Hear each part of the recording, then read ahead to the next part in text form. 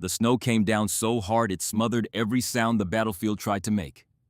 Rounds ripped through the frozen air, slamming into ice and rock like mallets striking coffin lids. When the formation finally fractured, they spotted her standing just behind the line alone in the center of the whiteout. For one measured breath. Her finger eased for one measured breath.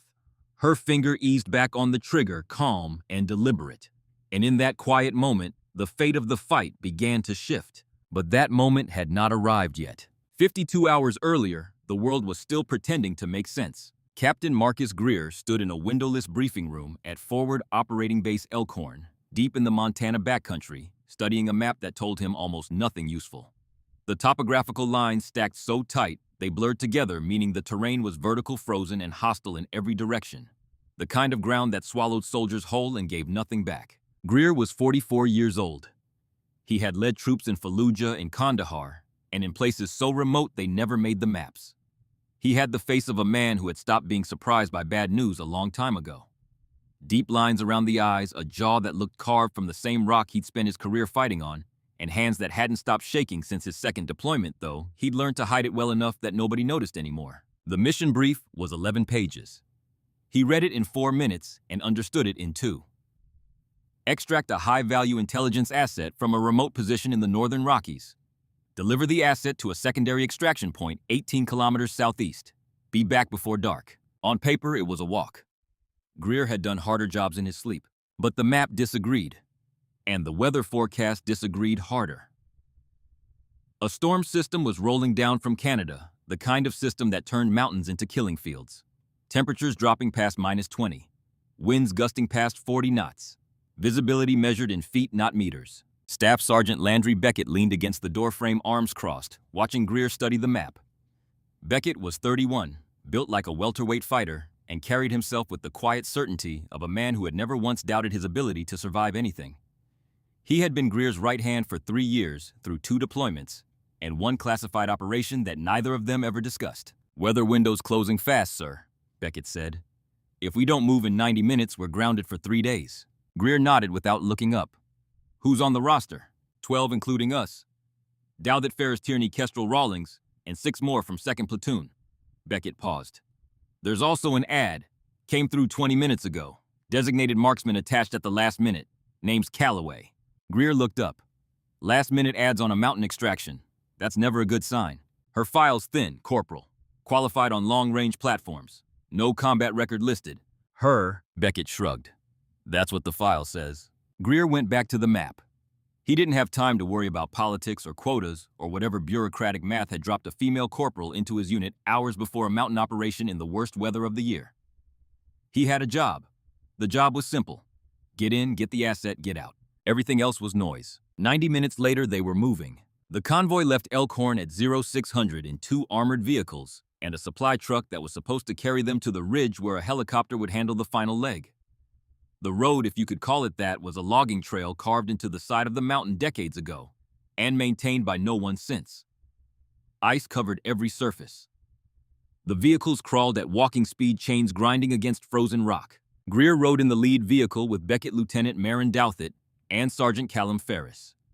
Douthit was 29, sharp-featured, and carried the kind of composure that came from having made hard decisions in places where wrong answers got people killed. She had served under Greer before, and earned his trust the only way it could be earned, by being right when it mattered. Ferris was 36, older than his rank suggested, which meant he'd either been busted down or had taken his time climbing. Greer suspected both. Ferris had the calm of a man who had already made peace with whatever was coming. He checked his weapon every 15 minutes, not because he needed to, but because the routine kept his hands from going numb. In the second vehicle rode the rest.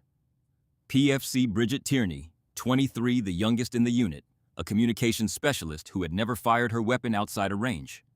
Specialist Owen Kestrel, 27, a medic who had requested this deployment specifically because he wanted mountain experience on his record.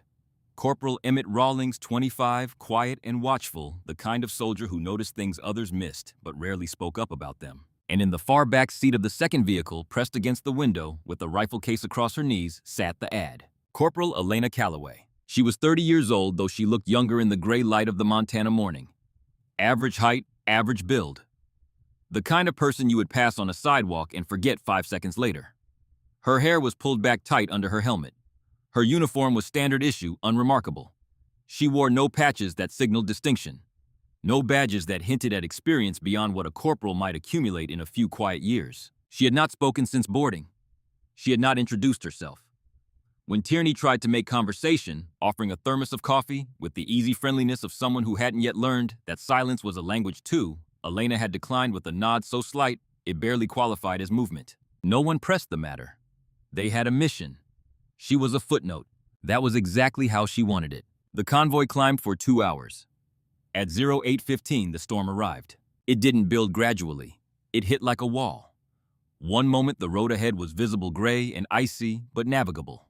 The next, the world turned white. Wind slammed into the vehicles hard enough to rock them on their axles. Snow fell so thick and so fast that the windshield wipers became useless within seconds. The driver of the lead vehicle, a corporal named Hendricks, gripped the wheel with both hands and leaned forward, squinting into nothing.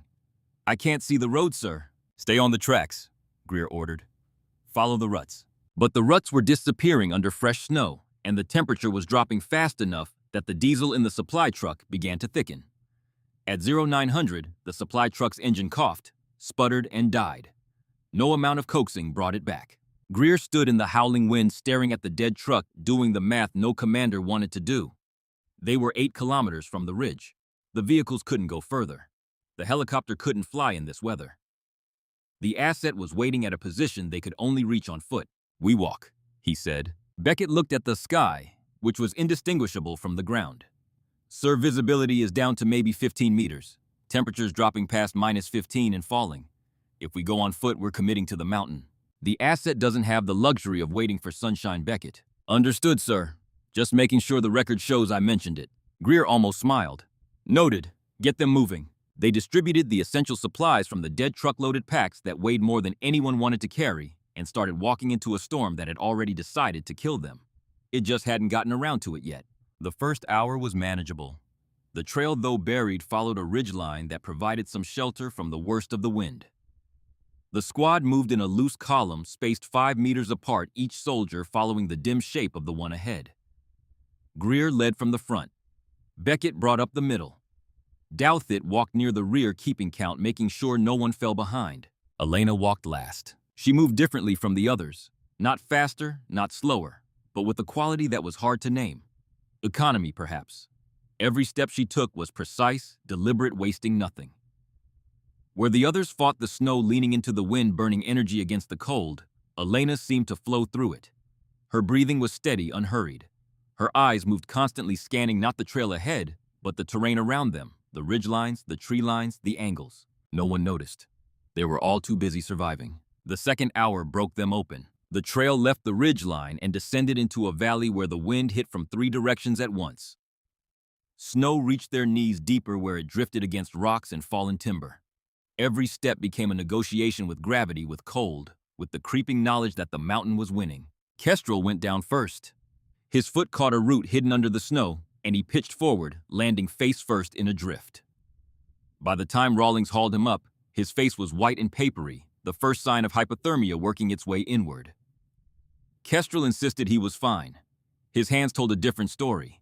They were shaking so badly he couldn't close his zipper. Tierney was struggling with the radio, trying to raise Elkhorn for a weather update, for a new extraction timeline, for anything that might tell them the world outside this storm still existed. The radio answered with static. Dead air. The mountains were eating their signals. "No comms, Captain," she reported, her voice tight but controlled. "We're running dark." Greer checked his watch. 4 hours since their last confirmed position report. The convoy meant to meet them at the ridge had never showed. No air cover, no medevac, no support of any kind. Just 12 soldiers holding a tightening perimeter against a mountain that had buried whole armies before them. "How much farther to extraction?" Douthit asked, pulling her weapon close for whatever warmth it pretended to offer. 2 clicks, Greer replied. "Maybe 3 in this weather." Behind them, nearly swallowed by the swirling white, Elena shifted the rifle case on her back and said nothing. She had been counting paces since the convoy died. She knew exactly how far they had come, exactly how far they had to go, and exactly how long it would take at their current speed, which was too slow by a factor of 3. She also knew something none of them did. They were being watched. She had seen the signs 40 minutes ago. A disturbance in the snow on a ridge 500 meters to the northwest. Not wind. Wind made random patterns. This was deliberate. Someone had crossed that ridge recently within the last 2 hours and tried to cover their tracks. They had done a decent job. Most soldiers would have missed it entirely. Elena was not most soldiers. She cataloged the information, filed it alongside the angle of approach, the likely number of personnel based on the width of the disturbance, and the tactical implications of an enemy force moving parallel to their route in a storm that provided perfect concealment. She said nothing because saying something would require explaining how she knew. And explaining how she knew would require revealing who she was. And who she was for the moment needed to remain exactly what her file said. A corporal, a designated marksman, a footnote. 600 meters to the northwest on the ridge, Elena had been studying. Colonel Sergei Volkov lowered his binoculars and permitted himself a thin smile. Volkov was 53 years old, though he looked a decade older. The mountains had aged him. Not just these mountains, but the ones in Chechnya and Georgia, in the high passes of the Hindu Kush, where he had fought wars that never made newspapers and killed men whose names were never recorded. He had the face of a cliff, all hard angles and weather-beaten stone, and eyes that had stopped reflecting light a long time ago. They absorbed it, took it in, and gave nothing back like the mountains themselves. He led a unit of 40 men. Mercenaries technically, though Volkov despised the word. Professionals. Specialists in mountain warfare, winter operations, and the particular kind of violence that happened in places too remote for rules to reach. They had been contracted for a specific task, paid by people whose identities Volkov neither knew nor cared to learn. The task was simple. Intercept an American unit moving through the northern Rockies.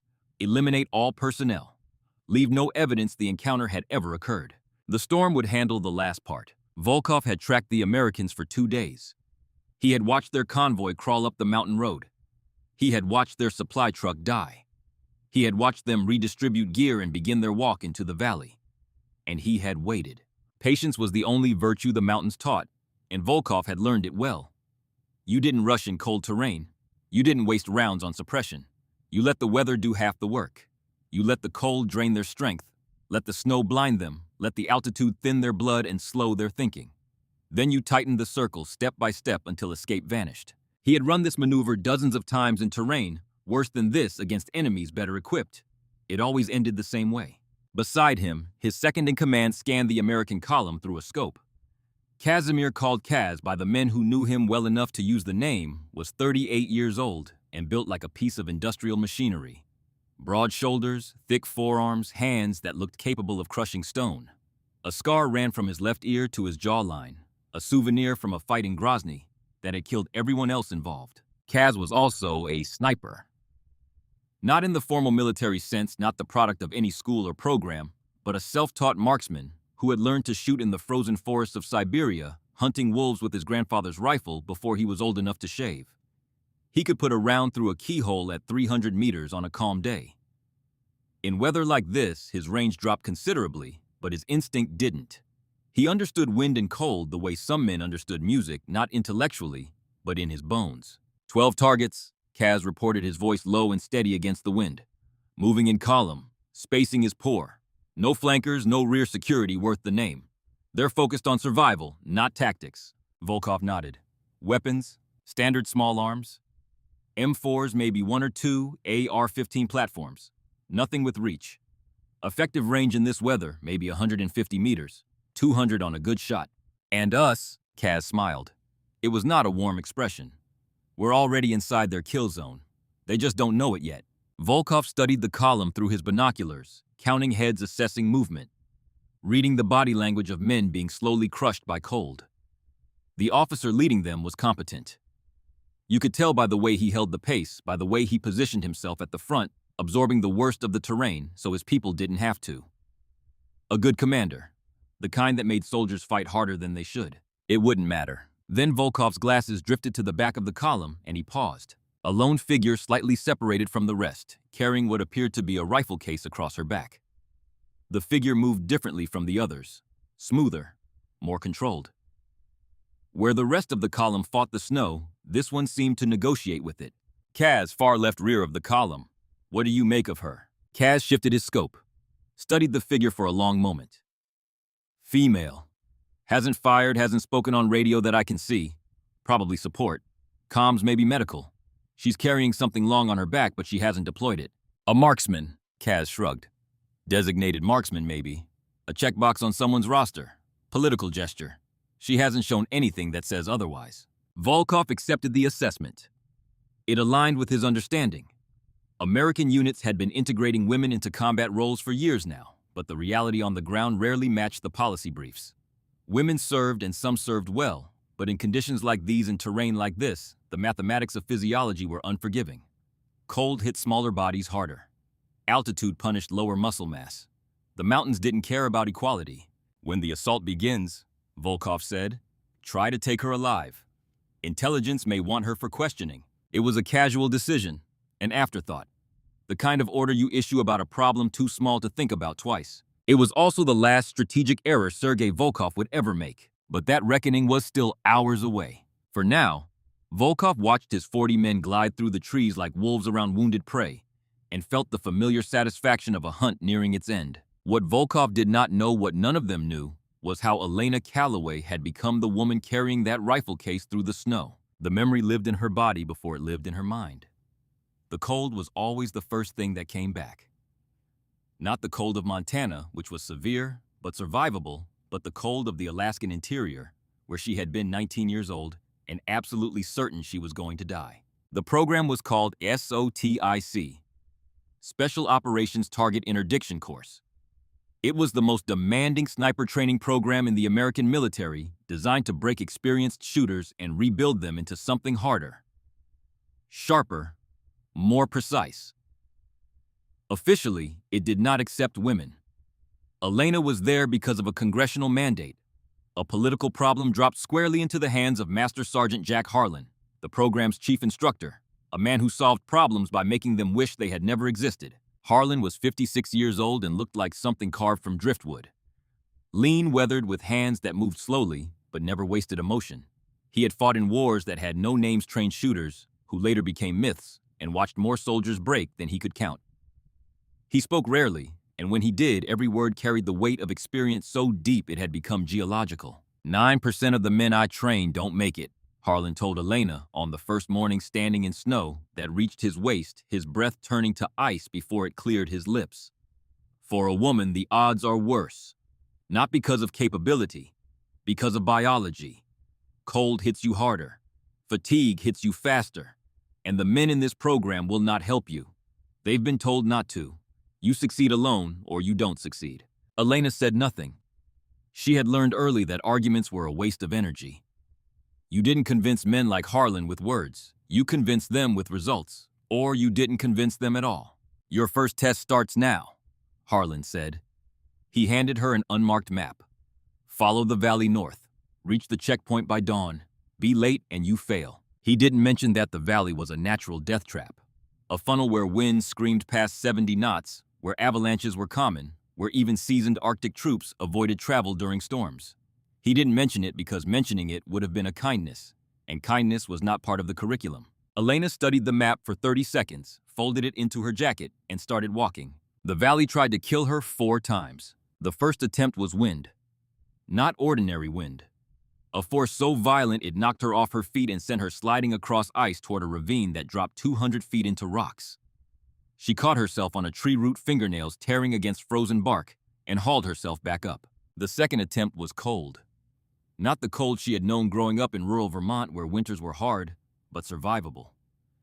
This was cold as a physical assault, a thing with weight and intention pressing against her body from every direction, squeezing heat from her core, the way you wring water from a cloth.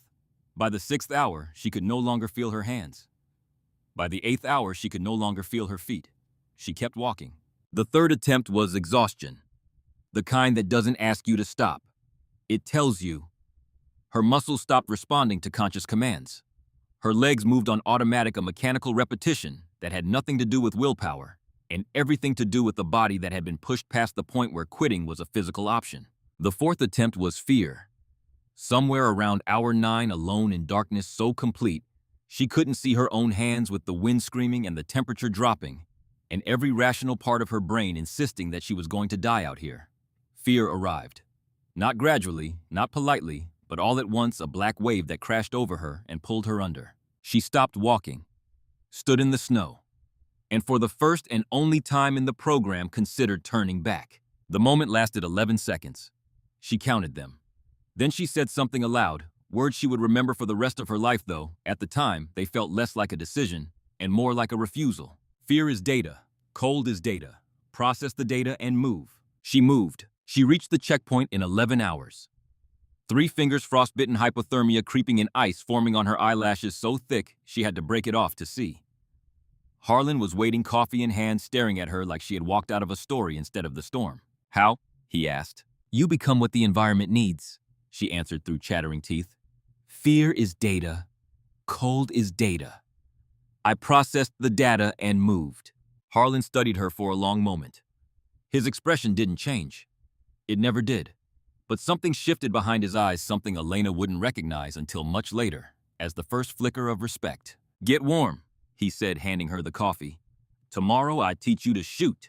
Over the next 18 months, Harlan taught her things no manual covered. How to read wind by watching the way snow crystals twisted in the air. How the shape of a drift told you the wind's history, not just its present, and how that history predicted what it would do next. How to calculate bullet drop when your optics were iced over, and your fingers were too numb to adjust the turrets, working the math in your head while your body screamed for warmth. How to slow her heart until she could fire between beats. Not a metaphor. A literal skill trained over hundreds of hours lying still in the snow. A heart rate monitor strapped to her wrist, learning to compress the space between contractions until each beat became a window. A fraction of a second where the body was perfectly still, where the crosshairs held steady, where the world simplified itself into a single point of perfect clarity. He taught her that a rifle was not a weapon. It was an instrument, a tool of pure physics as honest and predictable as gravity. The bullet obeyed laws. The wind obeyed laws. The cold obeyed laws. The only variable in the entire equation was the shooter, and the job of the shooter was to become as predictable, as disciplined, as obedient to law as the bullet itself. Your rifle is the most honest relationship you'll ever have, Harlan told her one evening, watching her clean the weapon with the same care a surgeon gives a scalpel. Treat it right and it won't lie to you. Every missed shot is your failure, not the rifle's. Every hit is a conversation between you and physics. Your job is to speak the language fluently. Elena listened. She always listened. And then she practiced. Hours that became days that became weeks. Shooting in rain, in sleet, in snow so thick she couldn't see the target. Shooting from rooftops, from ditches, from positions so uncomfortable they would have made most soldiers abandon the shot entirely. Shooting until the rifle stopped feeling like equipment and started feeling like bone. The most important lesson came in month 16. They had been in the field 3 days tracking a simulated target through a blizzard worse than anything the real world had offered them yet. Elena built a hide, a shallow depression in the snow covered with white netting invisible from 10 feet. She waited 14 hours for the shot, lying motionless and cold, so absolute, her body began to shut down systems it considered non-essential. Peripheral vision narrowed. Hearing dulled. Even thought slowed, which was the most dangerous thing of all, because a sniper who stopped thinking was just a person lying in the snow with a rifle. When the target finally appeared 600 meters out, a flag on a pole carried by a soldier who had no idea he was being watched. Elena settled her crosshairs, controlled her breath, and hesitated. Just a second. Maybe less.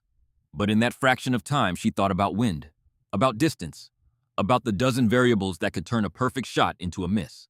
And in the time it took to think, the window closed. The target moved behind cover. The shot was gone. She missed. Harlan crawled into her hide 10 minutes later, snow packed into his beard, eyes hard as the mountain itself. Why did you hesitate? I wanted to be certain. Certain of what? The shot. He shook his head slowly, the way a man does when disappointment runs deeper than anger. There's no certainty in this job. Not in conditions like this. Not ever. You know what makes a legend? Not perfect shots. Perfect commitment. When you're surrounded, when the weather's against you, when everyone thinks you're done, that's when legends pull the trigger. Without doubt, without hesitation, without the luxury of certainty. What if I miss? Then you die. But if you hesitate, you die anyway. At least make them remember what killed them. 3 weeks later, Elena made a shot. Harlan called impossible. 1,100 meters crosswind, heavy snow target barely visible through the optic. She didn't think. She didn't calculate. She trusted the data, trusted her training, trusted that when everything else failed, commitment was enough. The round hit center mass. After that, Harlan stopped calling her kid. He called her corporal. And when she asked if she'd ever be as good as the legends he'd trained before her, he gave her an answer she never forgot. You don't become a legend by being good. You become one by pulling the trigger when everyone else has already quit. That was 11 years ago. Elena was 19 then. She was 30 now, and the distance between those two numbers contained things that would never appear in any file, any report, any conversation held in rooms with windows. 8 years of classified operations. Missions that existed as training exercises or clerical errors in official records. Targets eliminated in theaters so sensitive that the operations themselves were denied by every agency involved. A confirmed kill count that lived behind classification levels that unsettled generals. She had shot men in Syria, in the mountains of the Caucasus, in deserts so hot the air shimmered like water, and the bullet's flight path bent in ways that drove lesser marksmen insane. She had been hunted, ambushed, surrounded, and left for dead. Each time she had done the same thing. She had pulled the trigger when everyone else had quit. And now, she was walking through a blizzard in the Montana Rockies, with a squad that didn't know her name, carrying a rifle that could kill at 2,000 meters, watching the signs of an enemy force closing in around them and saying nothing. Because Elena Calloway, the woman the enemies she had faced in other wars had named the ghost who doesn't miss, understood something about this moment that no one else in the column did. They were already inside the trap. The question wasn't whether the ambush was coming. The question was when. And when it came, the 12 soldiers walking ahead of her. Good soldiers, brave soldiers, soldiers who had earned their place on this mountain would need something they didn't know they had. They would need her. The third hour on foot nearly finished them. The trail disappeared, entirely buried under drifts that reached their waists.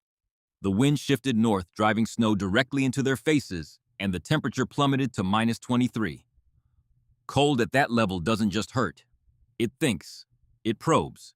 It finds every gap in your clothing, every exposed inch of skin, and goes to work with the patience of a craftsman. Kestrel went down again, this time hard. His legs simply stopped working, buckling under him like the cables holding a bridge had been cut. Rawlings caught him before he hit the ground, but the effort cost them both. They stood in the snow, breathing hard, and Greer could see in their eyes the thing every commander dreads. They were starting to do the math. 12 soldiers. Miles from support. No communications. No extraction. Storm getting worse by the minute. Enemy terrain. And a cold so deep it was shutting down their bodies one system at a time. The math said they were already dead. They just hadn't fallen yet. Keep moving. Greer ordered, his voice steady, because the moment a commander's voice wavered was the moment his soldiers stopped believing. 1 foot in front of the other. That's all I'm asking. They moved.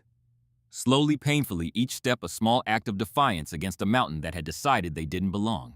Tierney tried the radio one more time, cycling through frequencies, her fingers so numb she could barely work the dials. Static. Dead air. Nothing. Sir, she said, not looking up. We're completely cut off. Greer didn't respond. There was nothing to say that wouldn't make it worse. Ferris fell in beside him, voice low enough that only Greer could hear. Captain, we need to talk about the math. I know the math, Ferris. Then you know we're not all making it out of here on foot. Not in this weather. Not at this pace. Everyone makes it. Ferris studied him. Yes, sir. Just wanted to make sure we were on the same page. Behind them, Elena adjusted the rifle case on her back and continued to watch the ridgeline. The disturbance she had seen earlier had moved, paralleling their route, keeping pace, waiting. She counted the time between gusts, because the gusts created brief windows of increased visibility, and in one of those windows, lasting perhaps 3 seconds, she saw what she had been expecting. Movement in the tree line. 400 meters northwest. Not wind, not animals. Men. Moving with discipline, spacing themselves properly, using the terrain to stay hidden. At least 20 that she could count, probably more. The formation was classic. A half-moon curving around their flank, preparing to close into a full encirclement. Textbook mountain ambush. Patient, methodical, and nearly invisible in the storm. Elena felt her heart rate hold steady at 54 beats per minute. Her breathing didn't change. Her stride didn't alter. She processed the information the same way she processed wind speed or bullet drop.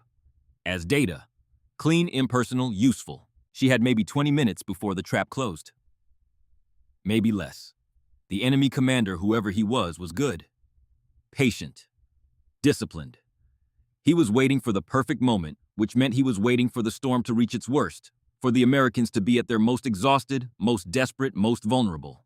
He would time the first shot to coincide with the gust, using the wind to mask the sound. He would open with mortars or grenades to create confusion, then move his assault teams forward under the cover of the chaos. Classic. Effective. Nearly impossible to counter when you were outnumbered, outpositioned, and blind. Elena knew all this because she had studied it. Because Harlan had taught her to think like the enemy before she thought like a shooter. Because in 8 years of classified operations, she had been on both sides of ambushes like this, and she understood the rhythm of the kill the way a musician understands a melody. She also knew something else, something the enemy commander couldn't know. He had built his trap around the assumption that he was hunting 12 ordinary soldiers.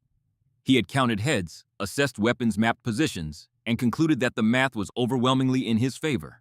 He had not accounted for her, and by the time he realized his mistake, it would be far too late to correct it. Elena reached behind her and unclipped the rifle case, shifting it from her back to a carry position at her side.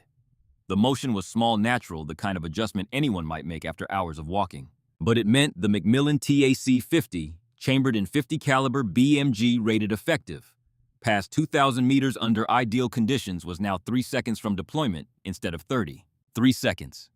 In a fight that was the difference between living and dying. The wind tore down from the north, sharp and biting, almost alive. Elena walked on, invisible, unnoticed, exactly where she needed to be. Ahead of her, 12 soldiers who did not know her name were about to discover what it meant. Behind her, 40 men who had dismissed her as irrelevant were about to learn the cost of that mistake. And somewhere in the space between them, in the white silence of a mountain that cared nothing for any of them, a legend waited for her moment. On the ridge above, Colonel Volkov checked his watch and keyed his radio. All units, final positions. Weapons team, confirm overwatch. The responses came back in order. Crisp, professional, each team confirming what Volkov already knew. His men were in place. The half-moon had become a full circle.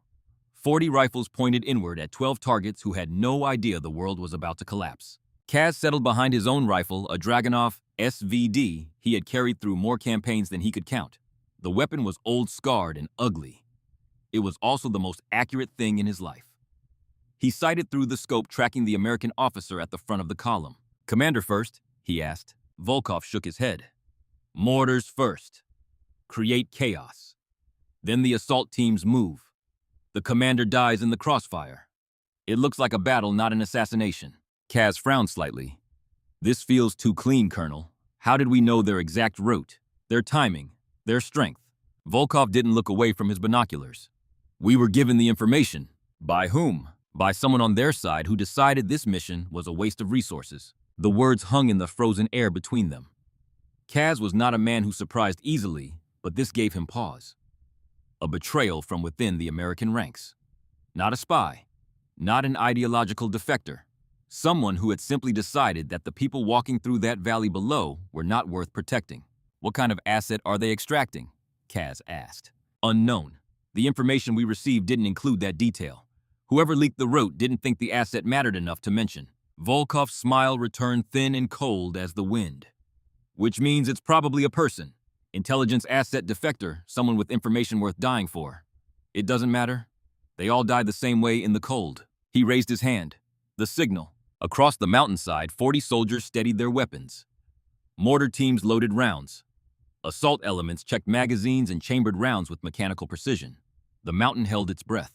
And then the first mortar left its tube with a hollow, resonant thump that the wind carried away almost instantly. The round arced through the falling snow, invisible, a dark shape cutting through a white world, and landed 30 meters to the left of the American column. The explosion was monstrous. A geyser of snow and frozen dirt erupted upward, showering the column with debris. The shockwave hit like a physical blow, staggering soldiers who were already struggling to stand. For one frozen second, nothing moved. Shock does that to people. The brain receives information so far outside its expectations that it simply stops processing.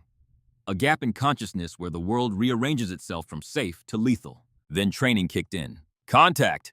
Beckett yelled, dropping to one knee, weapon up. "Northwest quadrant." The tree line erupted. Muzzle flashes bloomed in the white like violent orange flowers, dozens of them fast and overlapping. The sound arrived a fraction later, the sharp crack of AK fire, stitching jagged lines through the snow around them. Greer's radio crackled with static and broken voices. Enemy signals close enough to drown out their own. He recognized the sound immediately. This was not chance contact. This was not bad luck. This was a textbook ambush executed with the patience and precision of men who had done this many times before. "Defensive positions," he shouted. "Use the boulders. Return fire." The squad broke apart, diving behind fallen timber and rocks half buried under snow. Kestrel struggled with his rifle, his fingers useless inside frozen gloves. Tierney abandoned the dead radio and grabbed her weapon, hands shaking but eyes steady. Greer squeezed off controlled bursts into the white haze with no way of knowing if any rounds found their mark.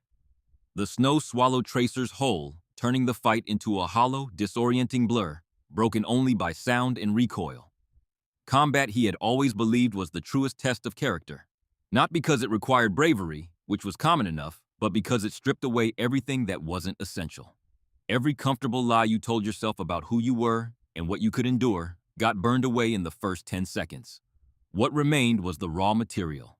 And in this moment, the raw material of his squad was being tested against conditions that would have broken units twice their size. Rawlings was firing steady, methodical 3-round bursts from behind a fallen pine, his face blank with concentration. Beside him, Tierney had abandoned the useless radio and picked up her rifle. She had never fired at a living target before.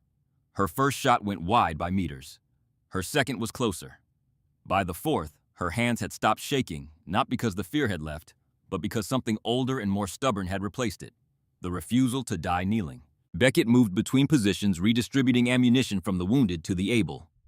Kestrel, barely conscious, had managed to prop himself against a boulder and was feeding magazines to anyone who passed. His fingers were white and wooden, but they still worked. Barely. Rawlings caught a ricochet across the forearm, tearing fabric and skin. He didn't stop shooting, just pressed his sleeve against the wound and kept firing. Greer counted muzzle flashes, tried to estimate numbers, stopped when the count passed 30. The math was getting worse by the second.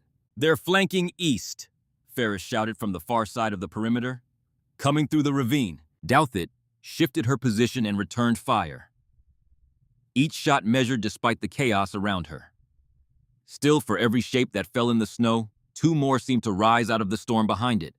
The ring was tightening fast. From the ridge, Volkov watched through his binoculars with the calm of a man observing weather. He had seen this before, dozens of times. The initial shock giving way to desperate resistance, the tightening perimeter, the gradual realization spreading through the defenders like cold through bone that there would be no rescue, no miracle, no story to tell afterward. Just the snow and the silence that always followed. He had learned this patience in Chechnya, in valleys that looked remarkably like this one, where Russian conscripts died in numbers that never reached the newspapers, and the survivors learned that the mountains rewarded only those who treated killing with the seriousness it deserved. Volkov had survived those valleys by being more patient, more methodical, and more willing to wait than anyone around him. He carried that patience now like a weapon more reliable than any rifle. "They're forming a defensive cluster," Kaz reported.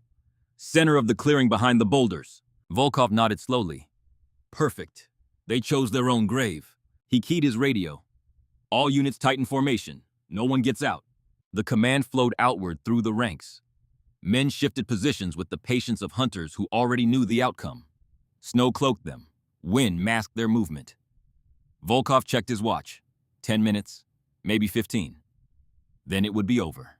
He swept his binoculars across the American line one final time, counting rifles, assessing resistance, calculating the end game, and there she was again. She had drifted to the far edge of the storm.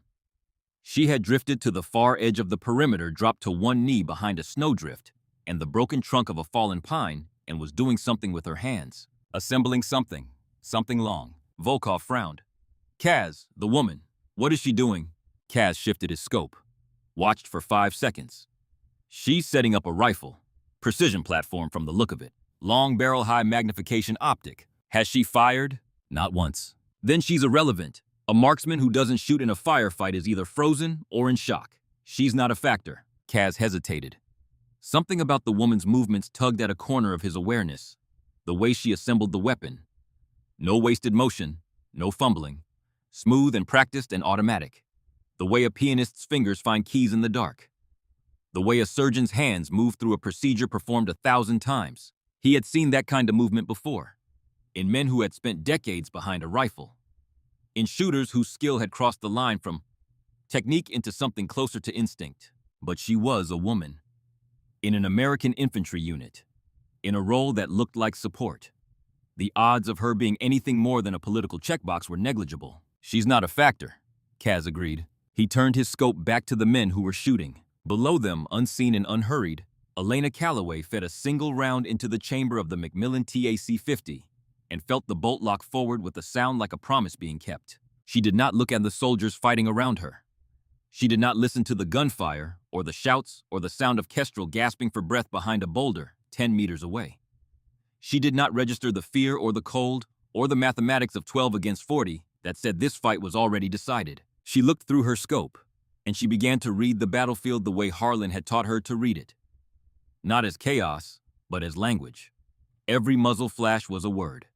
Every movement was a sentence. Every pause between bursts was punctuation. And somewhere in that language, written in fire and snow, was the name of the man who thought he had already won. She tracked the flow of enemy fire the way a meteorologist tracks weather patterns. Not the individual shots which were meaningless, but the system. The way fire shifted in waves, some positions suppressing while others advanced. The way certain sectors went quiet just before others erupted, meaning someone was coordinating the rhythm. The way the entire assault breathed, expanding and contracting with the discipline that told her this was not a militia or a group of opportunists. This was a professional unit led by a professional commander executing a plan that had been rehearsed and refined over many operations. Professional units had a weakness, though. The same discipline that made them lethal also made them predictable. They followed doctrine. They trusted hierarchy. And hierarchy meant one thing. Somewhere out there, one man was making the decisions. One voice on the radio. One pair of eyes reading the battlefield. One mind holding the entire assault together. Kill that mind and the body would collapse. Elena shifted her scope north past the muzzle flashes, past the advancing shapes into the space behind the assault line where commanders positioned themselves. Close enough to see far enough to survive. It was a universal instinct. Officers stood where they could observe without being observed. They chose high ground. They chose angles with clear lines of sight. They chose positions that said authority without saying target. She scanned the ridgeline. Methodical. Patient. The way Harlan had taught her to search. Not looking for a person. Looking for a pattern that didn't belong. A shape that was too still in a world of movement. A silhouette that faced the wrong direction, watching the battle instead of fighting it. She had time. Not much, but enough. Enough to find him. Enough to calculate wind and drop and drift, and the 1,000 invisible forces that existed between her trigger finger and his chest. Enough to do what she had been trained to do, in conditions exactly like these on mountains, exactly like this one against men who had made the same mistake these men were making now. They had looked at her and seen nothing worth fearing. That was always their last mistake. Elena settled into position. Her heart rate descended through the numbers like a diver sinking into deep water. 54, 52, 50. Her breathing slowed to a cadence drilled into her by a man who believed the body was just another machine, and machines could be mastered. 4 seconds in, 8 seconds out. The cold didn't register. She had trained in conditions worse than this. In Alaska, in northern Canada, in programs that would have hospitalized most soldiers inside a week. To her, cold was not pain. Cold was data. Her body had already compensated. Core temperature balanced through deliberate micro-movements she had practiced until they became automatic. Blood flow managed, muscle tension distributed so that nothing cramped, nothing locked, nothing interfered with the single task that mattered. The rifle felt like an extension of her skeleton. The Macmillan TAC-50, chambered in 50 caliber BMG, a weapon so powerful it could disable light vehicles and penetrate hardened cover, at distances most shooters couldn't even see, let alone hit.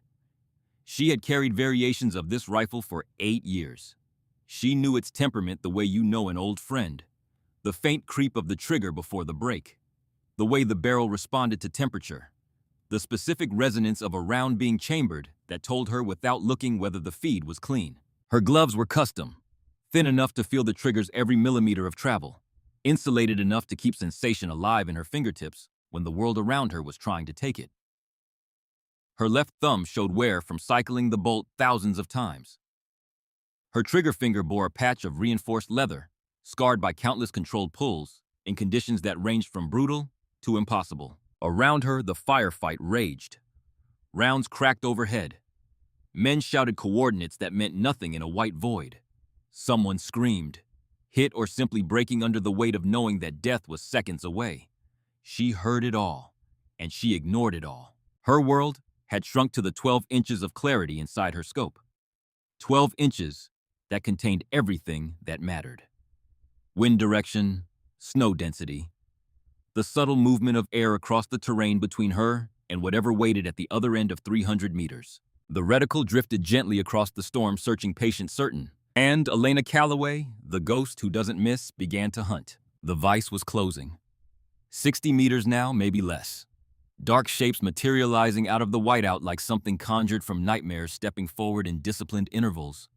Rifles up, moving with the unhurried confidence of men who believed the fight was already decided. Inside the American perimeter, the arithmetic of survival had turned fatal. "We're down to 60% ammo," Ferris reported, his expression carved from the same stone as the boulders they were hiding behind. "If they rush us, we won't last 90 seconds. Greer knew. They all knew. Combat math didn't lie, and the numbers had been lying against them since the first mortar hit.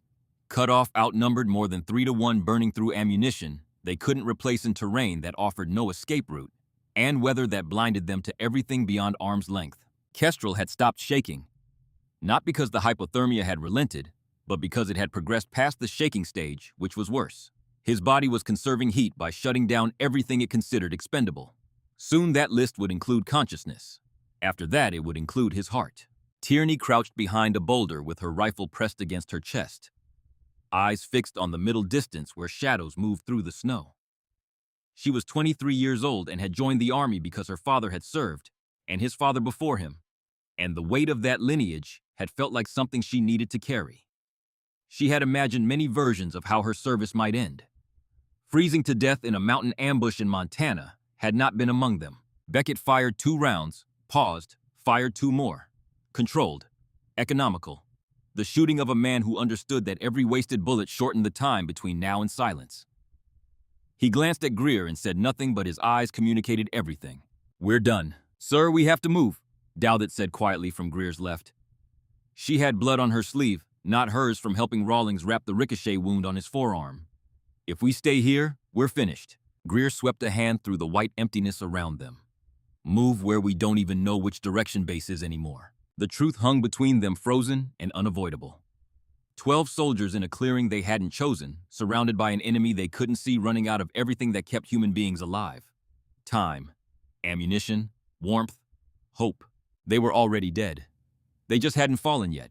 And Volkov's men were closing in. 70 meters, 60, 50, shapes solidifying out of the storm. Dark figures stepping forward like something pulled from the worst dream any of them had ever had. A burst of fire from Ferris dropped one. The shape buckled, pitched sideways into the snow, and didn't move. But 2 more replaced him, instantly stepping over the body without breaking stride. "Hold steady," Greer ordered, though his own hands trembled against the cold. "Make every round count." 300 meters behind the advancing line, Colonel Sergei Volkov lifted his radio and felt the satisfaction of a man watching a clock count down to 0. His assault teams had reached their final positions. The half moon had become a noose.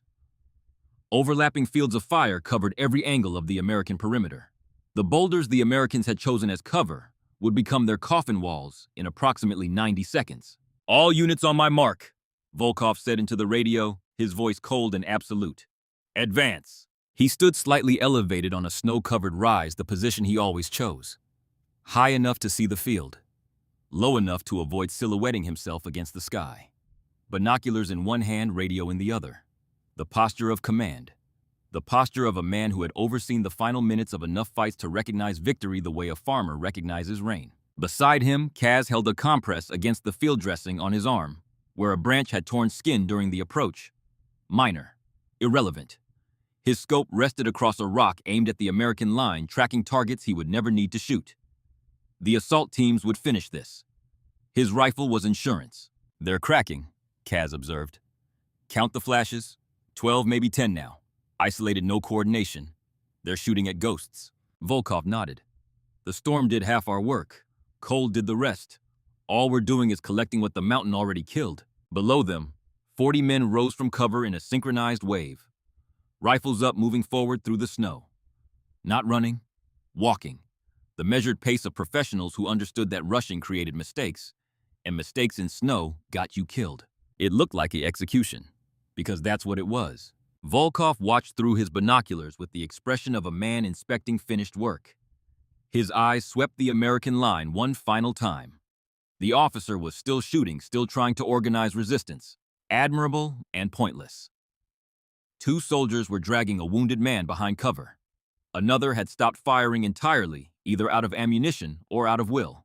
And then his binoculars drifted past the American line to the figure kneeling behind it. The woman, still there. Still in the same position she'd assumed when the fight began. She hadn't moved, hadn't fired, hadn't done anything that registered as a threat. But something about her posture had changed. Before she had been assembling equipment. Now she was still. Perfectly, completely, unnaturally still. The kind of stillness that didn't come from fear or freezing. It came from focus. For 1 second, a thought flickered through Volkov's mind.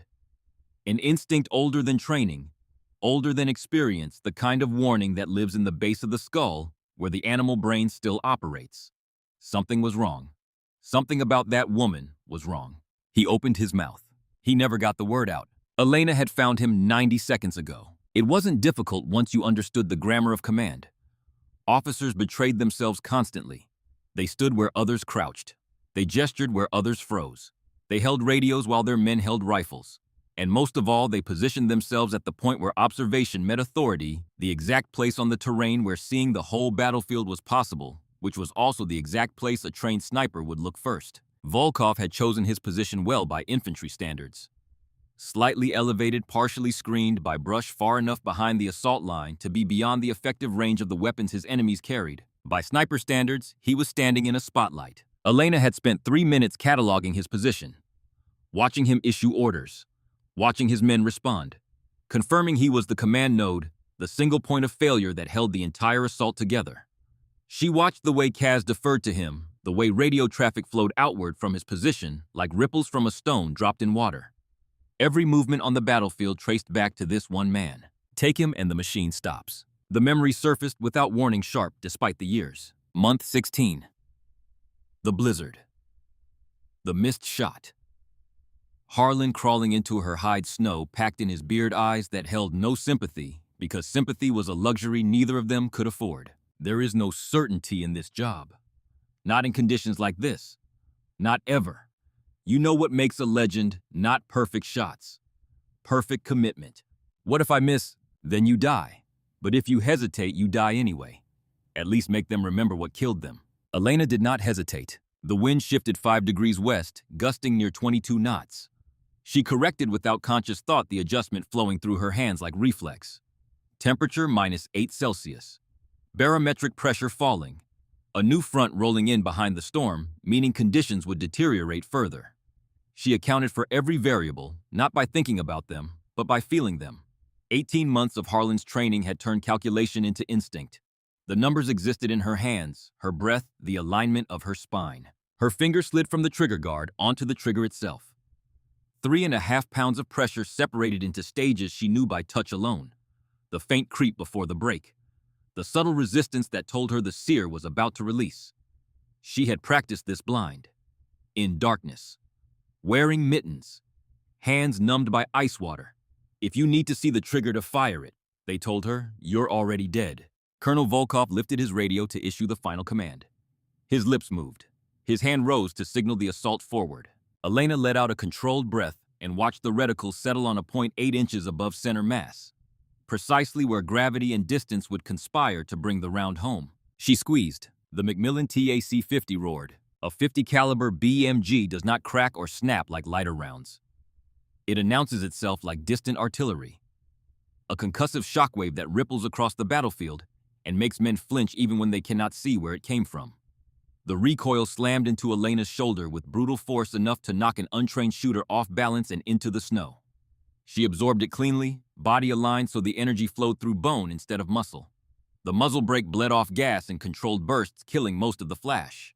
In the snow, it vanished entirely. The sound did not. But by the time that sound reached anyone, the bullet was already 300 meters away. The round left the barrel at 854 meters per second, spinning at 2,000 revolutions per second, stabilized by deep rifling grooves cut into the barrel with tolerances measured in microns. The copper jacket around its hardened steel core, sliced through air so cold, it behaved almost like liquid, dense and resistant, pushing against the projectile with forces that would have defeated a lesser round. At 50 meters, the crosswind hit, 22 knots from the northwest, shoving the bullet laterally with real force. Pounds of pressure trying to push it off course. Elena had already compensated, shifting her aim 3 degrees west before the shot. But she hadn't calculated only the wind at her position. She had mapped the wind between shooter and target. The way it curled around drifts accelerated through narrow gaps in the terrain, then died in pockets of still air behind boulders. The bullet drifted inches, then corrected itself, sliding back toward the center line as the wind pattern shifted exactly as she had predicted. At 150 meters, gravity became dominant, pulling the round into the long arc. Every projectile obeys. Ballistic tables said a 50 caliber BMG would drop 18 inches at this distance. But those tables assumed sea-level warm air and atmospheric densities that did not exist at altitude in winter. Elena had adjusted for all of it. Her aim point wasn't center mass. It was 8 inches high, precisely where the drop would bring it home. At 200 meters, the bullet tore through a curtain of falling snow. Each flake it touched caused microscopic turbulence, tiny disturbances that could in theory compound into deviation. That was why most shooters wouldn't attempt a shot like this. Too many variables. Too much chaos between muzzle and target. Elena had trained where snow was not an obstacle, but a constant, not interference, but information. The way flakes twisted revealed the wind-mapped invisible currents, offered data that clean air never could. At 250 meters, Colonel Sergei Volkov was still speaking into his radio, still issuing commands for an assault that would never arrive. At 275 meters, his assault teams took their first 3 steps forward, rifles up, victory already assumed. At 290 meters, Kaz glanced toward the woman's position, saw nothing out of place, and turned away. At 300 meters, moving at 791 meters per second, still faster than sound, the bullet struck Colonel Sergei Volkov square in the chest. The impact was absolute. A 50 caliber BMG carries over 13,000 foot-pounds of energy. When it meets a human body, it does not simply punch through. It unloads force in ways that medicine struggles to describe. The round tore through Volkov's tactical vest as if it were cloth. The ceramic plate meant to stop rifle fire shattered on contact. The bullet continued through sternum, through the left ventricle of his heart, through his spine, and exited his back in a violent spray that painted the snow crimson for 10 feet behind him. Volkov never felt it. The hydrostatic shock, the pressure wave racing through fluid-filled tissue faster than the bullet itself, shut down his nervous system before pain could register. His brain ceased processing information in the same instant his heart ceased pumping blood. He collapsed like a marionette whose strings had been cut in a single stroke. Radio still clutched in his hand. His final order forever unfinished. His eyes open, staring at a sky he could no longer see already, filling with snow that would soon erase every trace that he had ever stood there. The sound of the shot arrived a fraction of a second later, rolling across the mountain like thunder from a clear sky. But by then, the battlefield was already something else entirely. Elena cycled the bolt without looking. Muscle memory performing the work her conscious mind had already moved past. The spent casing spun away into the snow, a small brass cylinder that would be buried in minutes and never found. A fresh round slid into the chamber with a quiet click that meant nothing to anyone but her. She didn't watch Volkov fall. She was already searching for the next problem. For 3 long seconds, the world stopped. Volkov's body lay motionless in the snow, blood spreading outward in a dark halo that steamed faintly in the frozen air. 40 soldiers stared at it, unable to process what they were seeing. When the human mind encounters the impossible, it stalls. It searches for logic and finds only absence. A commander who had been speaking, giving orders alive, was now a shape in the snow, leaking heat into the mountain. Kaz was the first to break free. "Sniper!" he screamed, diving behind the rock where his own rifle sat. "Contact south." But even as he shouted, his eyes searched the wrong direction. They all did. They had mapped the American line, marked every shooter, logged every muzzle flash.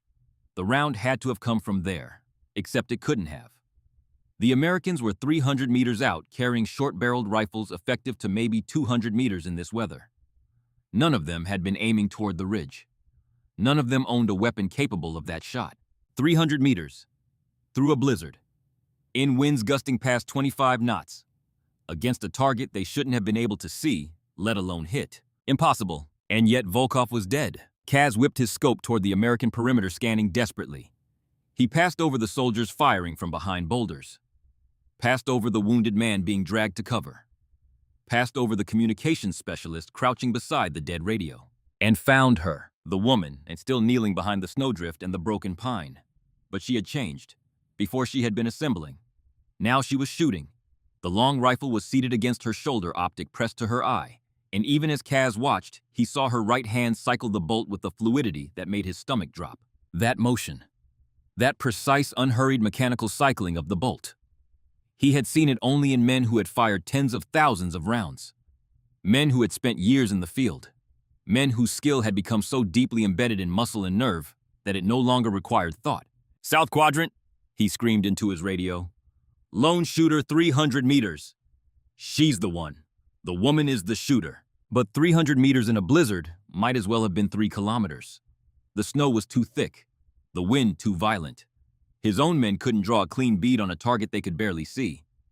Some fired in her direction anyway, rounds snapping through the air wide of her position, hitting snow and rock, and nothing that mattered. Kaz grabbed his Dragunov and tried to sight her. The scope fogged instantly, moisture from his breath freezing on the lens. He wiped it, settled behind the rifle, found her position. She was still there, still kneeling, still perfectly calm. And she was looking right at him, not at the soldiers advancing toward her squad, not at the muzzle flashes or the shapes in the snow. At him.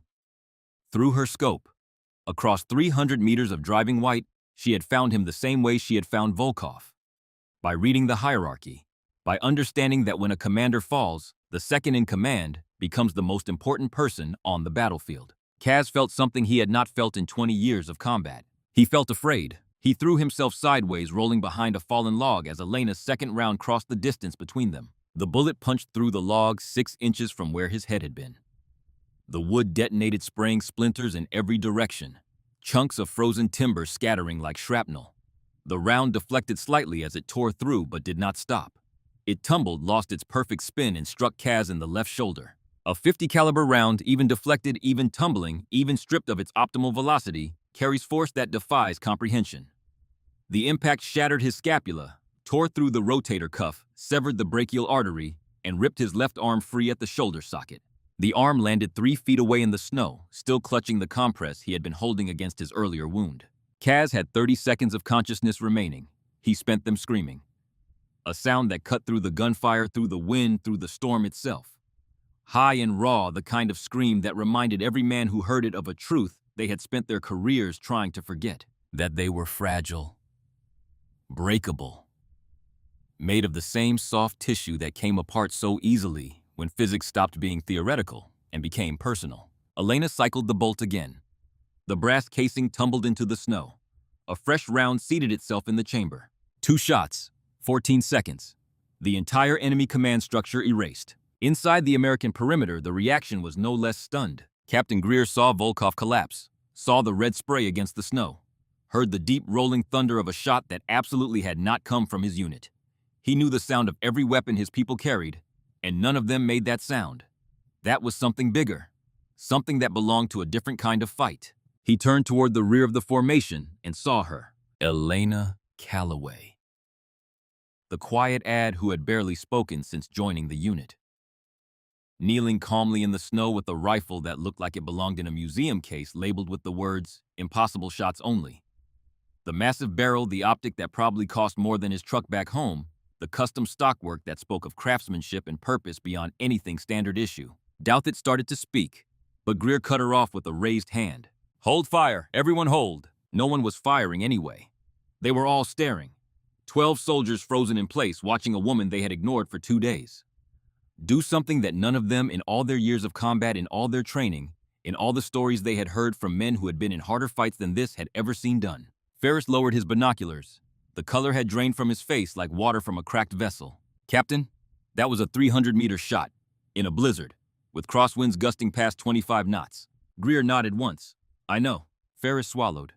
"No one makes that shot, sir." And yet all of them had just watched someone do exactly that. Twice. The enemy assault froze in place. 40 soldiers who had been advancing with absolute confidence, now scattered like a formation of birds hit by a stone diving for cover.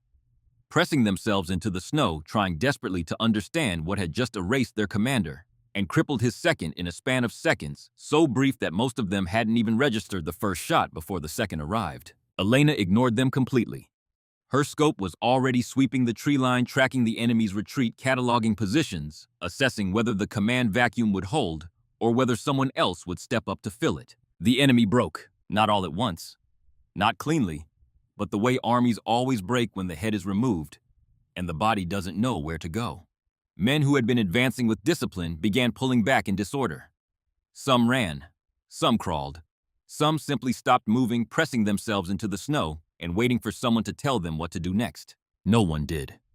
The man who gave orders was dead. The man who would have replaced him was bleeding out in the snow, his screams fading as shock overtook pain and consciousness retreated from a body that could no longer sustain it. Elena watched them go. She could have fired again, could have dropped 2, 3, maybe 4 more before they reached the tree line. But killing retreating men who had lost their command structure was not precision. It was cruelty. And cruelty was a luxury she had never permitted herself. Her job had been to shatter the attack, to create enough chaos for her people to survive. She had done that with 2 rounds fired in 14 seconds. She lowered the rifle and let out a breath she hadn't realized she was holding. Behind her, the silence was so complete, she could hear individual snowflakes landing on her jacket. Greer crawled through the snow toward her, staying low out of habit, even though the shooting had stopped. Up close, the rifle was even more imposing. The Macmillan TAC-50 looked like it had been designed by someone who understood that some problems could only be solved from very far away. "Corporal," he said carefully, "who the hell are you?" Elena ejected the magazine, checked her remaining rounds, and reloaded with smooth mechanical precision. When she answered, her voice was calm, flat, carrying no more emotion than a weather report. "Viper 6, sir. Designated marksman." Greer repeated it slowly, tasting the inadequacy of each word. Designated marksman. Is that what they're calling it now? She didn't respond. She didn't need to. Across the field, the enemy had melted into the trees, dragging their wounded, leaving their dead in the snow behind them. The rest simply vanished, abandoning whatever courage they had carried into the fight, leaving it behind like discarded equipment. Greer stared at the scope, then the rifle, then at the woman who had just done something he would have sworn on his children's lives was impossible. "How many shots like that have you made, Corporal?" Elena finished seating the magazine, settled the rifle back against her shoulder, and swept the tree line for threats that no longer existed. "Sir," she said quietly, "if I told you, I'd have to shoot you too." For a second, Greer wasn't sure if she was joking. Then he decided he didn't want to find out. The radio crackled to life. The sound was so unexpected that 3 soldiers flinched. Tierney scrambled for the handset, disbelief breaking through the exhaustion on her face. Any unit. This is Overwatch 7. We have eyes on your position. Confirm identity." Greer grabbed the handset, his hands trembling from cold and adrenaline, and something else he couldn't name. Relief, maybe. Or the disorientation of a man who had accepted death and then been told to keep living. "Overwatch 7, this is Kodiak Actual.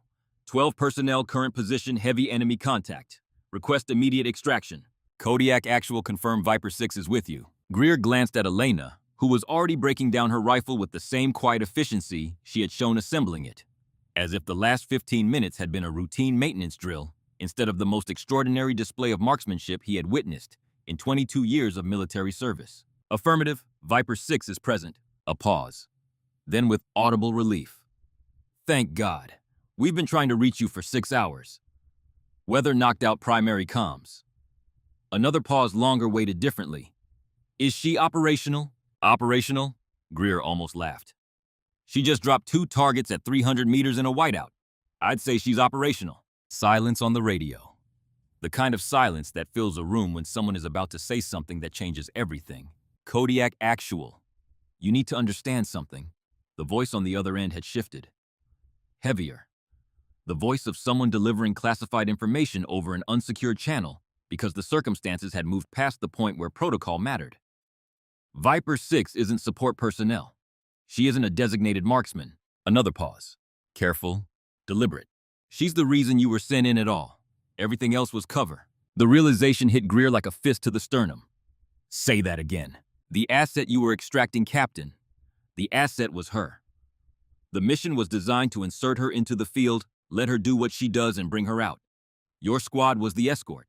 You were never the primary element. She was." Behind Greer, doubt that it had gone completely still. Ferris stopped rubbing his hands together. Even Kestrel, barely conscious, propped against a boulder with snow accumulating on his shoulders, seemed to be listening. "She's been lying to us," Dowdett asked, her voice tight with something between anger and awe. "She's been protecting you," the radio corrected. "If the enemy had known who she was, they would have sent 200 men instead of 40. They would have called in artillery. They would have burned this entire mountainside to ash to kill her. Her anonymity was your armor." "Who is she?" Greer asked quietly. The pause that followed felt like it lasted the rest of winter. "Her real call sign is Viper. Just Viper. She's been operating in classified theaters for 8 years. Confirmed kill count is classified. But her targets gave her a name. Translated from several languages, it comes out roughly the same every time. A beat. The ghost who doesn't miss." Tierney made a small involuntary sound. Rawlings, still bleeding through his field dressing, sat down in the snow and stared at Elena's back with an expression that had passed beyond surprise into something closer to reverence. 3 years ago, the voice continued, she was alone in Syria. Insurgents had her surrounded in a bell tower. 52 hostiles closing in from every direction. They believed she was trapped. She killed 19 of them in 4 minutes, then walked out while they were still trying to figure out where the shots came from. 2 years ago, Caucasus. Classified operation. Enemy forces had thermal imaging night vision air support. She was on foot, alone. They hunted her for 6 days through mountain terrain.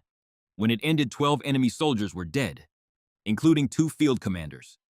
She extracted with a sprained ankle and minor frostbite. 6 months ago, she requested this mission specifically. Said the terrain reminded her of her training grounds. Command told her it was too dangerous. She came anyway, embedded herself with your unit. Figured if she could protect a full squad and complete the objective simultaneously, it proved she hadn't lost her edge. Greer looked at Elena again. Really looked this time the way you look at something when you realize you've been seeing it wrong from the beginning. She was around 30, average build, the kind of face you'd pass on a street and never remember. Nothing about her appearance suggested what she was. Nothing about her bearing announced the violence she was capable of. She was in every visible way exactly what her thin personnel file had claimed.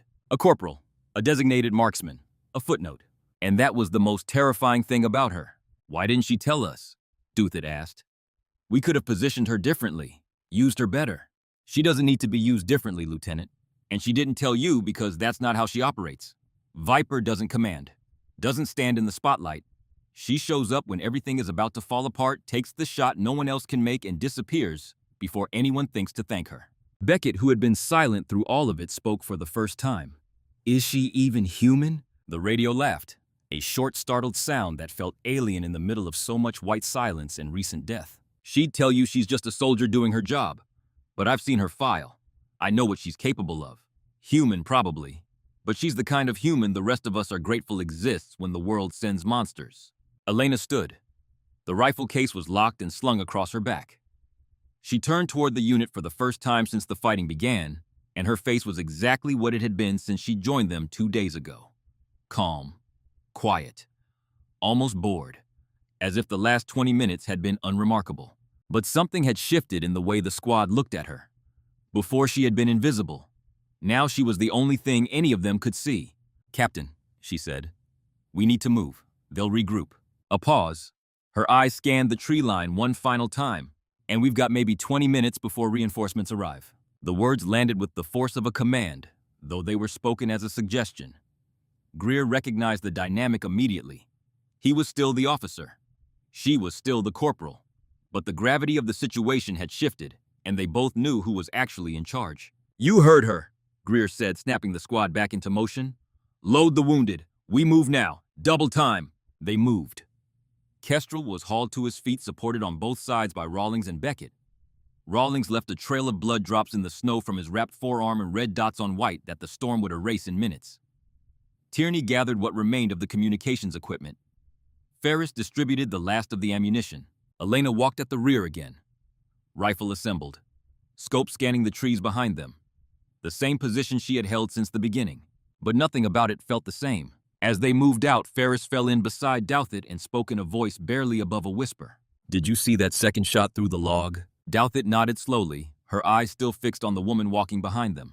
"That's not just skill," Dowdett said quietly.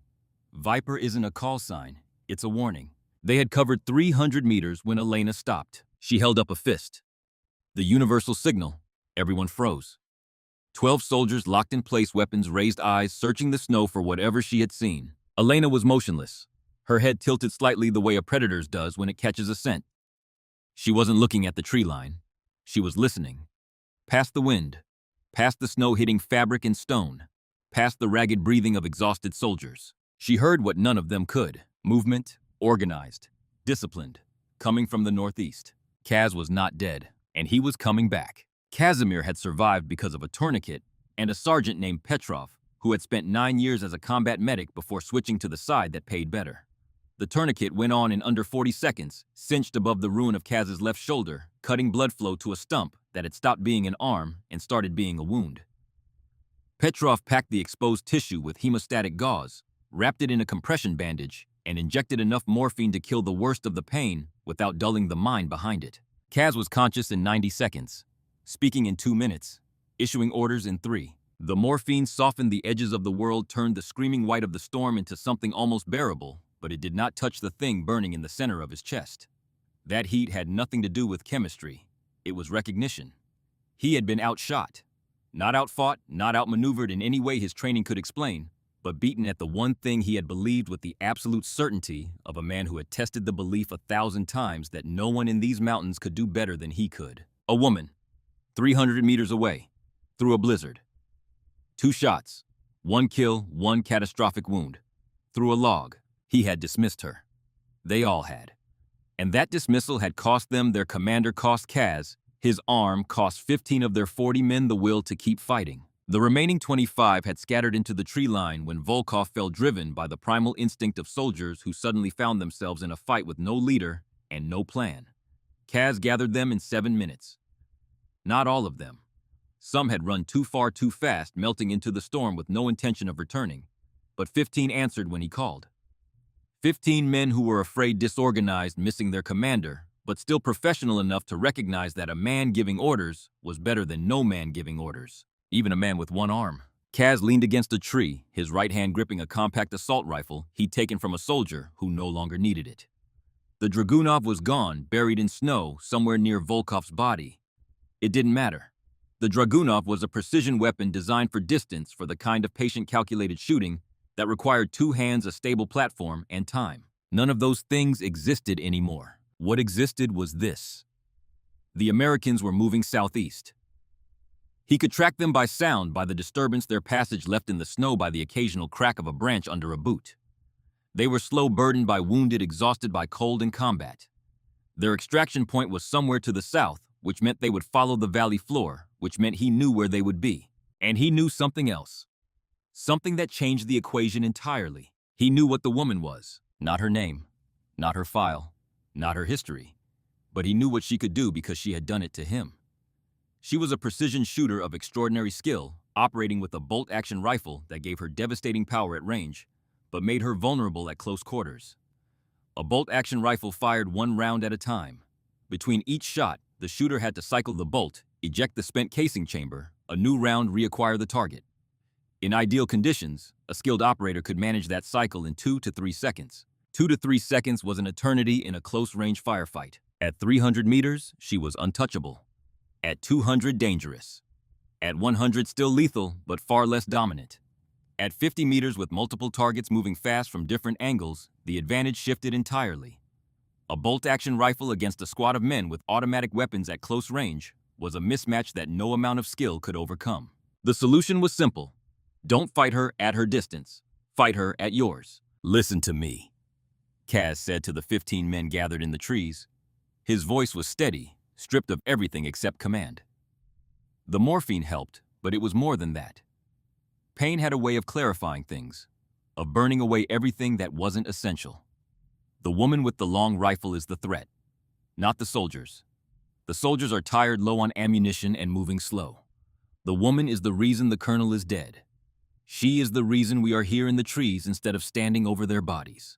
He paused. Let the weight of that settle. We are not going to make the same mistake twice. We are not going to line up and walk toward her at a distance where she can pick us apart. We are going to split into 3 elements. We are going to move fast, stay low, use the terrain, and close the distance until her rifle becomes a disadvantage instead of an advantage. At 50 meters, she is one woman with a slow gun. We are 15 men with fast ones. Petrov, checking the tourniquet one more time, looked up. And if she sees us coming, Kaz's jaw tightened. The scar along his face pulled white against reddened skin. Then she kills one of us. Maybe two. But she cannot kill all of us. Not at close range. Not with a bolt action. The mathematics favor us. We just have to survive the approach. He pushed himself off the tree with his remaining arm. Pain flared through his shoulder and down his spine, a white-hot current that the morphine could dampen, but not extinguish.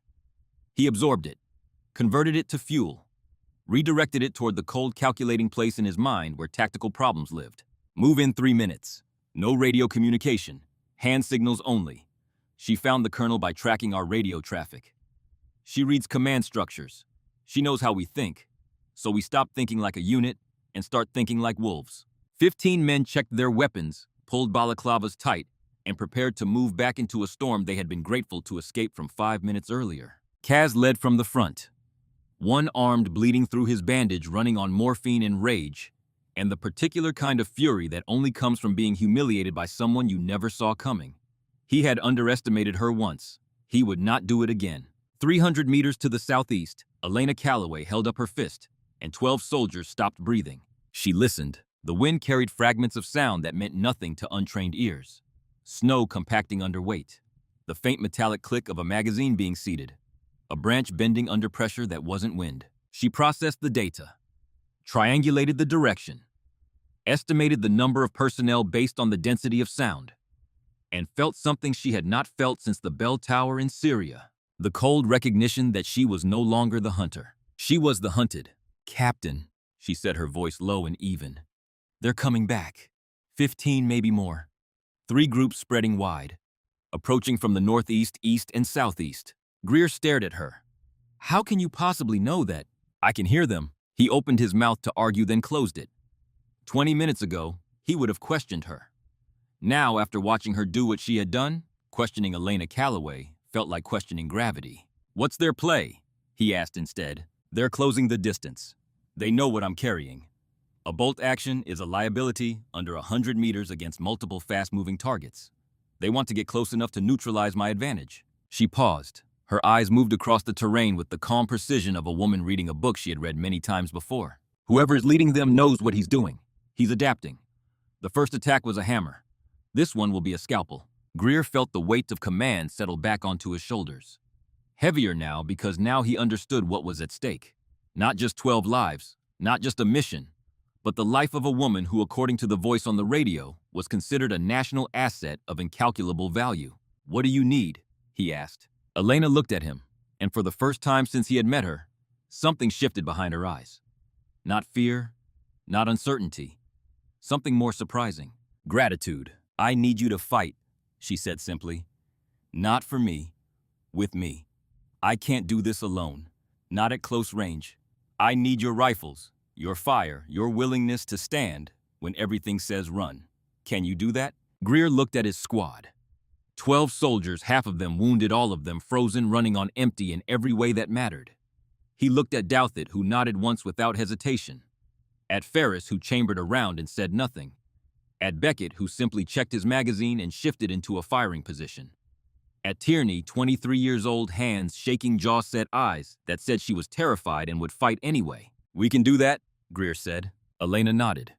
Then she turned back toward the northeast, where 15 men were moving through the storm with one purpose: to kill the ghost who doesn't miss. The second battle was about to begin. And this time, Elena knew the enemy would not make the mistake of underestimating her again. The storm had a voice now.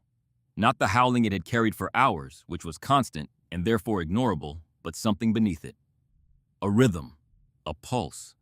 The sound of 15 men moving through deep snow with the deliberate patience of predators who had learned at terrible cost that haste against this particular prey was suicide. Elena heard them the way a blind woman reads a room. Not through sight, but through the thousand small vibrations the world offered to anyone willing to listen. The compression of snow under boots, the whisper of fabric against brush, the faint, almost inaudible click of a safety being thumbed from safe to fire. Sounds that the storm should have buried but didn't, because Elena had trained in storms worse than this. And Harlan had taught her that noise didn't disappear in bad weather. It changed shape. You just had to know what shape to look for. 3 groups. She was certain now.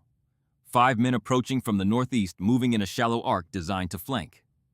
5 more from the east following the ravine where the terrain would mask their movement until they were dangerously close. And 5 from the southeast, the most direct route, moving slowly, deliberately drawing attention while the flanking elements closed. It was a wolf pack tactic. Kaz had reorganized his shattered unit in minutes, adapted his strategy to account for the weapon that had killed his commander, and taken his arm, and designed an approach that exploited the one weakness of a bolt-action rifle at close range. Elena respected it. Respect was not the same as fear, and fear was not the same as hesitation. She could feel the difference in her body. Her heart rate had risen from 50 to 62, elevated for her. A sign that her nervous system recognized the threat as genuine. But her hands were steady, her breathing was controlled, and her mind was doing what Harlan had spent 18 months teaching it to do, working the problem. "Captain," she said, turning to Greer, "I need your squad in 2 positions. 6 shooters on the eastern approach using the boulders as cover. That's where the main pressure will come. Put Beckett in charge of that element. He's steady." Greer nodded. He had already accepted the inversion of authority that the situation demanded. He was the officer. She was the corporal. But she was also the person who understood what was coming, and in combat understanding outranked everything. "And the other 6, with me, southeast. That's where their leader is. He's using the direct approach as bait, but he'll be with this group. He wants to close the distance personally. He wants to see me when I go down." "You sound sure of that." "I am." He's angry. I took his arm and his commander. Professional soldiers process anger by converting it into purpose.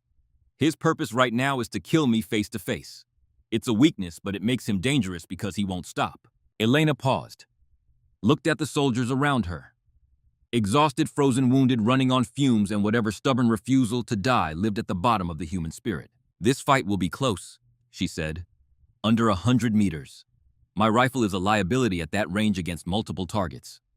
I need your short guns covering the angles I can't reach. I'll handle him." Him, their leader, the one I hit through the log. He's still alive and he's leading this assault. Ferris stared at her. "You blew his arm off at 300 meters and he's coming back for more. That's what professionals do, Sergeant. They come back." She said it without admiration or contempt. Just recognition. The way one craftsman acknowledges another. They split.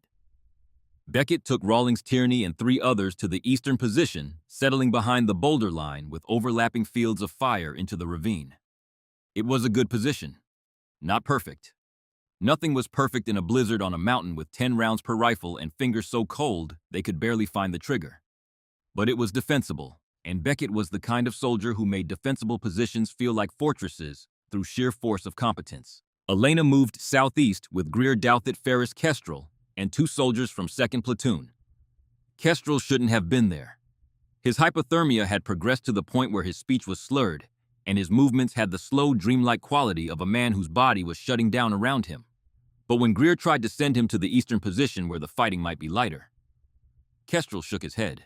"She saved us," he said, the words thick and effortful. "I'm staying."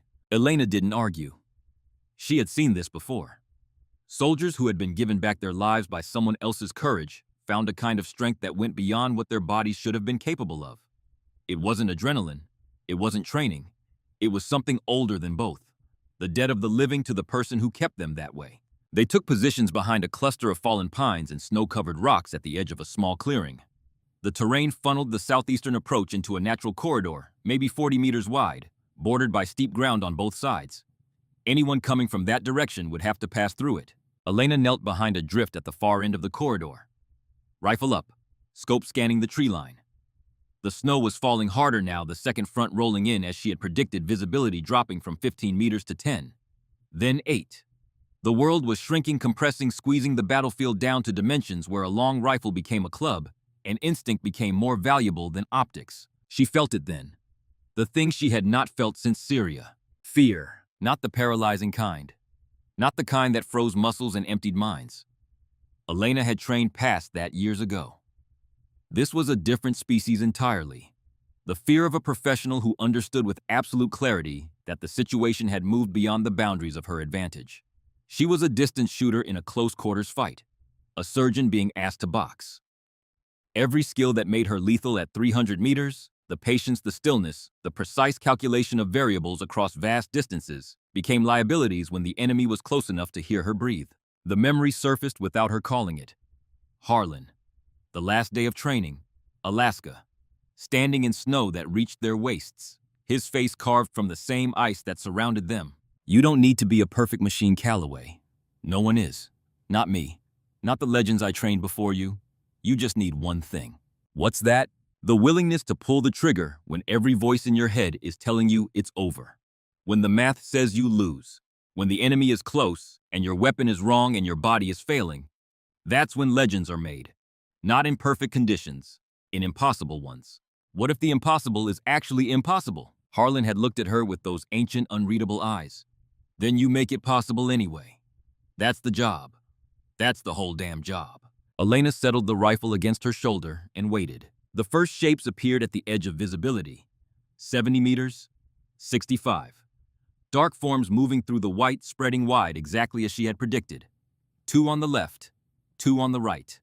1 in the center hanging back, directing movement with hand signals. 1 arm, moving with the stiffness that spoke of massive trauma held at bay by morphine and will. Kaz. He had positioned himself behind his men close enough to command far enough to react. Smart. He knew she would prioritize him because he was the command node. By placing shooters between himself and her, he was using his own men as shields. Not out of cowardice, out of tactical logic. If she fired at him first, the bolt cycle would give his flankers time to close. If she fired at his flankers first, he would identify her position and direct fire. A trap within a trap. A mind that learned from its mistakes and adapted in real time. Elena could feel the geometry of it. Every angle, every line of fire, every possible sequence of shots and the time each would take.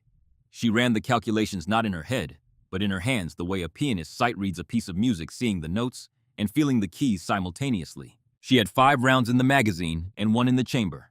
6 shots, against 5 men in her sector. The bolt cycle time between each shot was 2.3 seconds faster than textbook, because she had drilled this rifle until the motion was as natural as blinking. But 2.3 seconds multiplied by 5 targets meant 11.5 seconds of shooting. In 11.5 seconds, men moving at a run could cover 40 meters. If they rushed her after the first shot, they would reach her position before she could fire a 4th time. 6 rounds, 5 targets, 11 seconds. And somewhere behind those 5 targets, a man with 1 arm and every reason in the world to want her dead. The math was worse than Syria. Elena let out a slow breath, watched it vanish, and made her decision. Greer saw her shift. It was subtle. A change in posture so slight that if he hadn't been watching her with the intensity of a man who had staked his life on her ability, he would have missed it entirely. Her shoulders dropped half an inch. Her grip on the rifle adjusted by millimeters. Her breathing, already slow, became something that barely qualified as breathing at all. She was committing. He didn't know the details, didn't understand the calculations she was running or the impossibility of what she was about to attempt. He just recognized the moment. He had seen it in soldiers before, the instant when a person stopped weighing options and started acting. When the gap between thought and execution collapsed to 0 and something else took over. Something that lived below training, below instinct, in the bedrock of who a person fundamentally was. On her signal, he whispered to Douthit and Ferris. Cover the flanks. Don't let anyone through. Douthit nodded. Her rifle was steady despite hands that had lost most of their feeling hours ago. Beside her, Ferris had positioned himself where he could cover the widest arc. Kestrel, propped against a rock, held his weapon in hands that looked like they belonged to a dead man, but somehow still functioned. Elena waited. The shapes moved closer. 60 meters, 55, 50. At 50 meters, she could see their faces, or rather the dark shapes where faces should be behind balaclavas and snow-crusted hoods. She could see the weapons they carried, compact assault rifles held at the ready, designed for exactly this kind of fight. Close, fast, violent. She could see Kaz, 20 meters behind his men. Right hand gripping his rifle, the stock braced against his hip, because he couldn't shoulder it with 1 arm. His face was visible behind a balaclava pulled down to his chin, and even at this distance through the snow, she could see his eyes. They were locked on her position. He had found her. Through the drift, through the fallen pine, through the snow that should have hidden her. He had found her because he was looking for exactly what she was. A shape that was too still. A presence that didn't belong to the storm. Their eyes met across 50 meters of falling white. And in that instant, both of them understood everything about the other. The skill, the training, the willingness to die, and the absolute refusal to do so without taking the other along. Elena fired. The first round hit the leading man on the left. Center mass. The 50 caliber BMG entered his chest and exited his back and dropped him into the snow before his brain registered that the fight had started. Cycle the bolt. 2.3 seconds. The spent casing spun into the air. 3 of them opened fire simultaneously. No hesitation, no shock. They had been expecting the shot, had been waiting for it, using their point man as the trigger that would reveal her position. 3 of them opened fire simultaneously, rounds cracking past Elena's position, slamming into the drift and the pine trunk spraying frozen debris. Elena's second round hit the man on the right, through the shoulder, deflecting downward through his lung. He folded. Not dead instantly, but out of the fight. Cycled the bolt. 2.3 seconds. The flankers were moving, splitting wide, trying to get around her. This was where Greer's squad mattered. Douthit opened fire from the left. Her first burst caught the flanker mid-stride, spinning him into a drift. Ferris engaged the other flanker from the right, 3 controlled rounds that dropped him to his knees and then to his face. 4 down. 11 seconds elapsed. 1 man still standing between Elena and Kaz. The 5th soldier, the last of Kaz's forward element, did something unexpected. Instead of advancing, he dropped flat in the snow and began firing from a prone position using a depression in the ground as cover. His rounds were accurate, walking up the drift toward Elena's position, each impact closer than the last. Elena couldn't shoot him. The angle was wrong. He was below her line of sight, hidden by the same terrain features she was using for cover. She did something she had never done in 8 years of operations. She moved, not the careful, calculated repositioning she had been trained to execute. Not the measured shift from one firing position to another, with full awareness of sightlines and cover. She lunged, threw herself sideways out of the drift, hit the snow rolling, and came up 5 meters to the left, behind a boulder that hadn't been part of any plan. The prone shooter tracked her movement, rounds cracking through the space she had occupied a half-second before. But the shift had given Elena what she needed. A new angle, a clear line of sight. She fired from an awkward position, half-kneeling, the rifle braced against the boulder instead of her shoulder. The shot was ugly by her standards. Imprecise. The round hit the prone man in the hip instead of the chest, but a 50 caliber through the hip was a catastrophic wound. He stopped shooting. 5 down, 15 seconds, and Kaz was still standing. He came through the snow like something that had stopped being human and become pure function. 1 arm, 1 rifle, a body held together by field dressing and morphine, and the particular stubbornness of a man who had decided that dying was acceptable as long as it happened after he completed one final task. He was 40 meters away, then 30, moving at a pace that should have been impossible for a man who had lost a limb and a liter of blood in the last hour. His rifle fired in short bursts, controlled despite being hip-braced, the rounds walking toward Elena's new position, with the accuracy of someone who had spent a lifetime shooting in conditions exactly like these. Behind Elena, Greer rose from cover and fired 3 rounds at Kaz. 2 missed, swallowed by the storm. The third caught the snow at Kaz's feet. He didn't flinch, didn't alter his stride. He had accepted the possibility of dying the moment he stood up from behind that tree with 1 arm and a borrowed rifle. Accepting death freed you from fearing it, and a man who didn't fear death moved with a directness that was almost impossible to stop.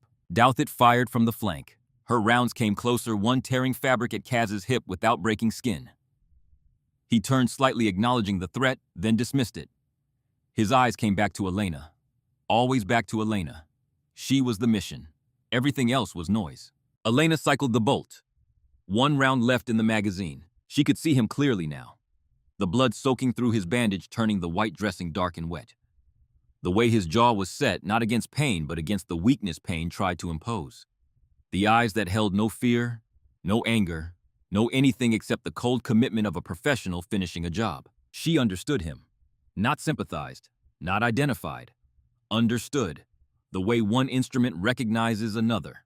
He was her reflection in a different mirror. Trained by different hands in different snow, shaped by different wars for different purposes, but forged in the same fire. The fire that burned away everything that wasn't essential and left only the ability to function when functioning should have been impossible. 20 meters. Elena's scope was useless at this range. Magnification that was designed to resolve targets at 1,000 meters turned a man at 20 meters into a blur of color and motion. She shifted to iron sights, a backup system she hadn't used in the field since training. Kaz stopped moving. 15 meters. He raised his rifle and sighted directly at her. Both of them fired. Kaz's round passed so close to Elena's head that she felt the pressure wave against her temple, a sharp displacement of air that left her right ear ringing. The bullet hit the boulder behind her and fragmented stone chips cutting her cheek. Elena's round hit Casimir in the chest. At 15 meters of 50 caliber BMG, doesn't need ballistic tables or wind calculations or any of the 1,000 variables that make distance shooting a science. At 15 meters, it is simply force. 13,000 foot-pounds of energy delivered at nearly point-blank range into a body that had already been broken once today and held together by nothing but gauze and defiance. Kaz went backward. Not fell, went backward. The impact lifted him off his feet and deposited him in the snow 3 meters from where he had been standing. The rifle flew from his hand and disappeared into a drift. He landed on his back. Arms spread wide, face to the sky.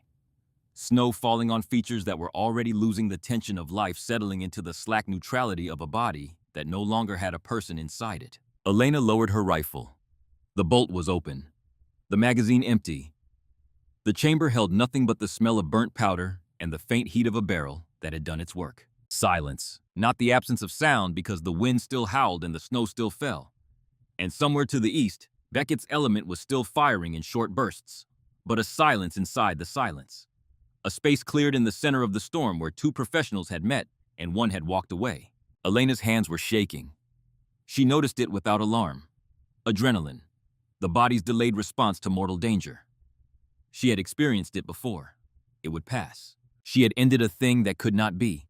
She had ended a thing that could not be unended, and that the ease with which she did it was both her greatest gift and the thing that separated her most completely from the people she protected. Kaz had been a soldier, a good one. In another life, another uniform, another set of orders, they might have been allies, or friends, or at least the kind of enemies who respected each other enough to mourn. Elena allowed herself 3 seconds. Then she chambered a fresh magazine and turned back to the fight. The eastern element broke first. Without Kaz's coordination, the remaining attackers had no central command and no coherent plan. Beckett's squad had held the ravine approach with disciplined fire that dropped 3 men in the first 60 seconds. The rest, realizing their flanking assault had lost its purpose, retreated into the trees. 2 more fell to Ferris during the withdrawal. In under 4 minutes, the second battle was over. Tierney pressed against a boulder with her rifle smoking faintly in the cold. Looked around the clearing with the expression of someone who had just survived something her mind wasn't yet equipped to process. Kestrel had passed out, slumped against his rock, still holding his weapon. Rawlings was applying pressure to a graze wound on Dulthit's shoulder, a minor cut from a ricochet, the kind of thing you didn't notice in a fight and couldn't ignore after. Greer moved through the aftermath, checking his people, counting heads, confirming that the number of soldiers still breathing matched the number he had started with. It did. 12 out. 12 alive. He found Elena standing over Kaz's body, looking down with an expression he couldn't read. Not triumph, not sadness. Something in between that didn't have a name in any language he spoke. "Corporal," he said quietly, "you all right?" She turned to him. Blood on her cheek from the stone fragments. Snow in her hair. Eyes that held the peculiar emptiness of someone who had visited a place most humans never go and come back with the landscape still printed on their retinas. "We need to move, Captain. Now. If there are reinforcements coming, they'll follow the sound. The helicopters are 20 minutes out. Overwatch confirmed before the radio went down again. Then we move to the extraction point, and we pray the weather holds long enough for them to land." She paused. Looked at the soldiers around her, soldiers who were staring at her with expressions that ranged from awe to something approaching fear. She understood. She had seen it before. The distance that killing created. The way people looked at you differently once they understood what you were capable of. "You fought well," she said. Not to Greer. To all of them. Every one of you. When I needed cover, you gave it. When I asked you to stand, you stood. I can make the shot, but I can't survive the aftermath alone. Not today. She met Tierney's eyes, the youngest of them, the one who had never fired at a living target before today and had now fired at many. "This time I saved you. Next time you might save me. That's how it works." Tierney nodded. Her lips were blue, her hands were shaking, but her eyes were clear. "Now move," Elena said.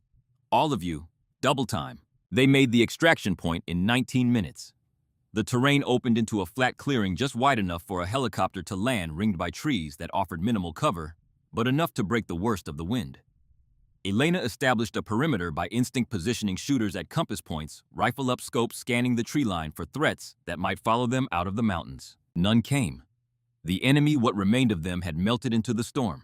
Without Volkov, without Kaz, without the command structure or the will to continue pursuing an enemy that had proven itself capable of things they couldn't explain and didn't want to face again. The Blackhawks arrived punching through a break in the storm like a promise kept against impossible odds.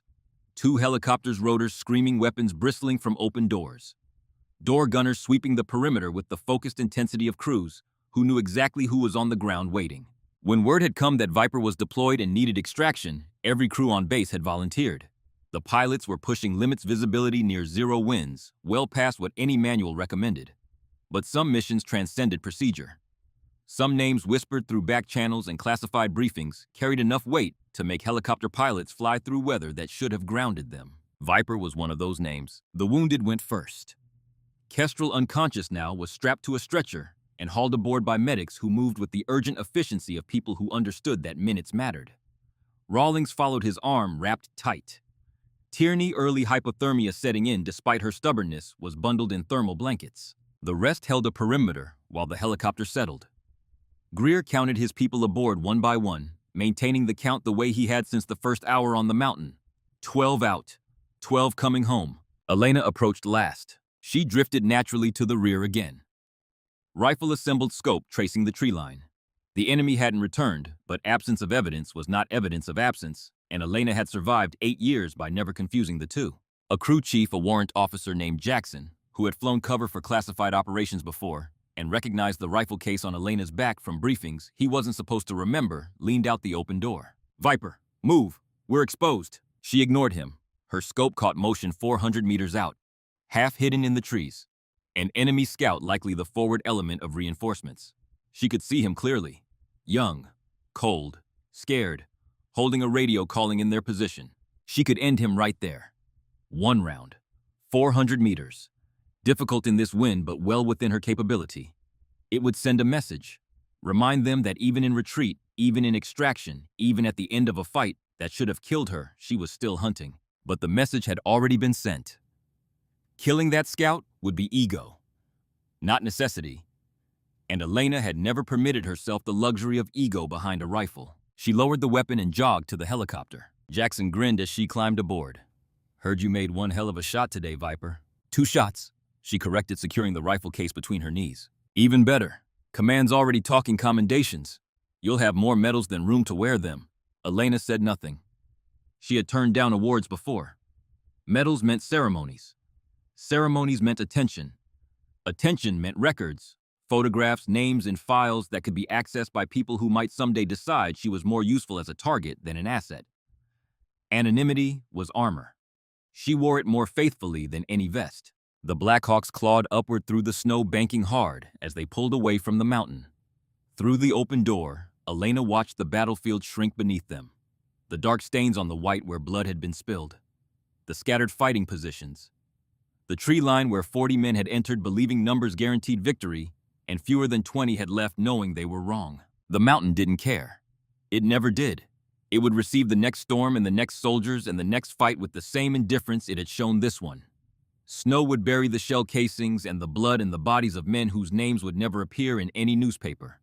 By spring, the clearing would look like nothing had happened. By summer, wildflowers would grow where Volkov had fallen. Elena had seen this before. The way violence vanished from landscapes long before it vanished from the people who had committed it.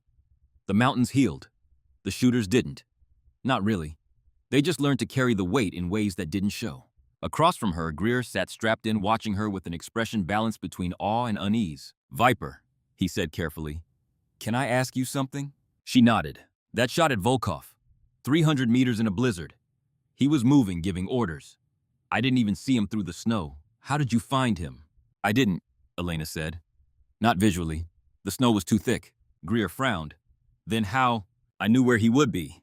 Based on radio traffic patterns, troop movement, the way his men oriented their approach. Commanders stand in predictable positions. They move in predictable patterns. I fired at empty space and trusted the physics." Greer stared at her. "You shot a man you couldn't see." "I shot where the data said a man should be. The fact that he was there just meant the math was right. Douthit from the adjacent seat shook her head slowly. That's not shooting. That's something else entirely. It's pattern recognition, Elena replied. Once you understand the pattern, the shot is simple. Nothing about any of that was simple, Ferris muttered from across the cabin. Elena didn't argue.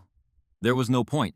People who hadn't lived behind a scope like hers, who hadn't spent 18 months having every assumption about human limits systematically dismantled by a man named Harlan in the frozen nowhere of Alaska, couldn't understand how training turned the impossible into routine. They saw magic where she saw work. They saw legend where she saw math. The helicopter banked again, and through the window she glimpsed the endless mountains stretching to the horizon. White peaks under a blank sky. Terrain that had killed better soldiers than she would ever be. But not today. Today, the mountain had tested her, and she had answered in the only language it respected: precision. Commitment. And rounds placed exactly where they mattered. The base broke through the clouds like a postcard from another world. Light's warmth structure. Things the mountains never offered. The Blackhawks touched down hard rotors, screaming medics rushing forward with stretchers and blankets. Past all of it. She crossed the tarmac past all of it. She crossed the tarmac toward a separate building, rifle case on her shoulder, snow still clinging to her uniform. 2 MPs fell in beside her. Not guards, but escorts, a buffer against questions she would never answer. The debrief room was small, warm and windowless. A colonel waited inside with an intelligence officer whose name she didn't catch and wouldn't remember. Viper, the colonel said, standing. Hell of a performance. 2 shots, sir, and a close-range engagement that shouldn't have been necessary. He nodded. Walk me through it. She did. Wind speed, temperature, barometric pressure, range, drop, lateral drift. The same clinical language she had used dozens of times before, converting violence into angles and death into data points. The intelligence officer took notes and asked about enemy movement, radio patterns, command behavior. She answered everything in the same flat tone. After 40 minutes, the colonel leaned back. Command wants to put you in for a decoration. I'd rather they didn't, sir. I told them you'd say that. His faint smile returned. They're doing it anyway. You saved 12 lives today. Those 12 held their ground under impossible conditions, sir. They saved themselves. I just provided fire support. Fire support, the intelligence officer repeated slowly. That's what we're calling a 300-meter kill shot in a blizzard through a log. Elena said nothing. Silence, she had learned, was sometimes the only answer that mattered. The colonel stood. Get some rest. Medical wants to check you for frostbite. After that, you're on 72-hour stand-down. Sir, I don't need... Not a request, Viper. That's an order. She nodded and let herself be escorted to medical. The doctor, one she had seen before, ran through the routine. Fingers and toes checked for frostbite. Minor tissue damage noted, nothing permanent. Core temperature low, but recovering. He wrapped her fingers in thermal bandages and delivered the usual lecture they both knew she would ignore. You know, he said, most soldiers exposed to those conditions for that long would be in serious trouble. Elena met his eyes. I'm not most soldiers. No, he said quietly. You're not, but you're still human, Viper. This kind of life takes a toll. I compartmentalize, doctor. That's what makes me effective. Compartmentalizing isn't the same as being healthy. No, she agreed, but it's what I have. He sighed and let her go. It was a conversation they had held before in various forms, and it always ended the same way. With her walking out the door, and him wondering how long a person could live like that before the compartment stopped holding. In her quarters, Elena sat on the edge of her cot and field-stripped the Macmillan for the 3rd time that day. Bolt trigger group barrel. Each component cleaned, oiled, inspected for wear. The ritual calmed her the way prayer calmed other people.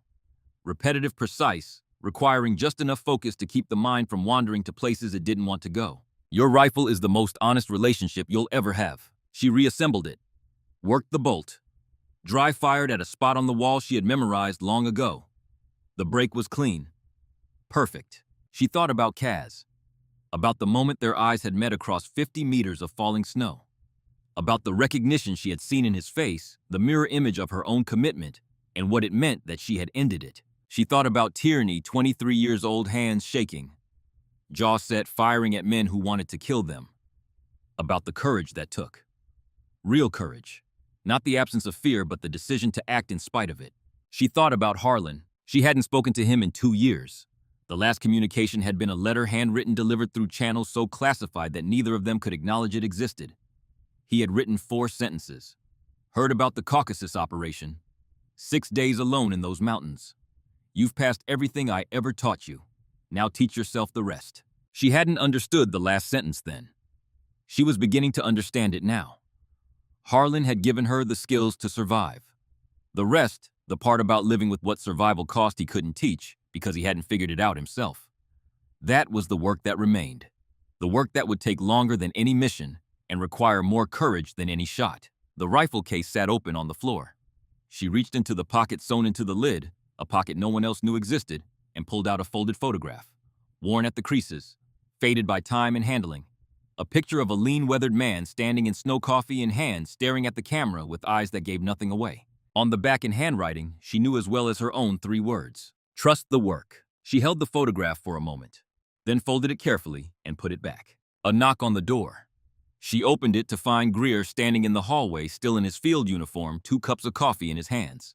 Thought you might want this, he said. She took the cup. They stood in silence for a moment, the kind of silence that happens between people who have shared something that cannot be adequately described in words. The intel report came through, Greer said, about the ambush, how Volkov knew our route. Elena's eyes sharpened. And it wasn't a spy, wasn't some sophisticated intelligence operation. He paused and something dark moved across his face. It was a logistics officer at Elkhorn, a major. He had access to our mission file because he handled supply allocation for the operation. Why did he do it? Greer looked at her, held her gaze. Because he thought the mission was a waste of resources. His words, according to the investigation. He said, and I'm quoting the preliminary report, that committing a 12-man squad to escort a female marksman into a combat zone was a misallocation of assets driven by political considerations rather than operational necessity. The words settled between them like stones dropped into still water. He leaked our route to a contact who sold it to Volkov's network. Not for money, not for ideology, because he didn't believe a woman was worth protecting. Elena's expression did not change. Her hands did not move. Her breathing remained exactly as it had been. But Greer, who had spent 22 years reading soldiers the way other people read books, saw something pass behind her eyes. Not surprise. She wasn't surprised. That was the part that hit him hardest. She had lived with this her entire career. The dismissal. The assumption. The quiet, corrosive certainty of men who believed that competence had a gender, and that hers was the wrong one. 12 soldiers had nearly died in a mountain ambush in Montana because a logistics officer couldn't accept that the person his supply chain supported was a woman with a rifle instead of a man. Not because the intelligence was flawed. Not because the mission was compromised by enemy capability. Because of contempt. Simple, ordinary, unremarkable contempt. The kind that didn't even recognize itself as hatred. The kind that wore the uniform of reason and called itself pragmatism. He's been arrested, Greer said. Court-martial is pending. He'll spend the rest of his career in Leavenworth if the JAG office has any sense. They always have sense after the fact, Elena said quietly. It's the before that's the problem. 12 people nearly died.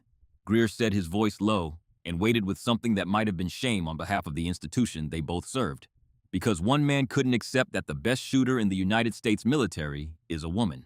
Elena took a sip of coffee, set the cup down, looked at Greer with eyes that had seen more than most people could imagine and survived more than most people could endure. It's not new, Captain.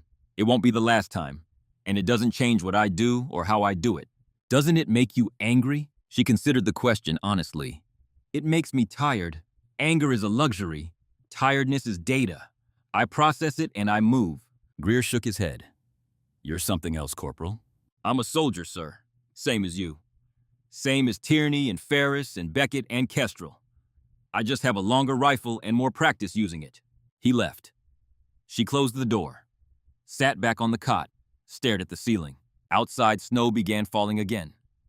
Quiet and relentless the way it always fell in mountains, erasing footprints, burying blood, turning the world white and silent. 3 weeks later, a classified report crossed the desk of a general who had never met Elena Calloway, but had approved every mission she had ever run.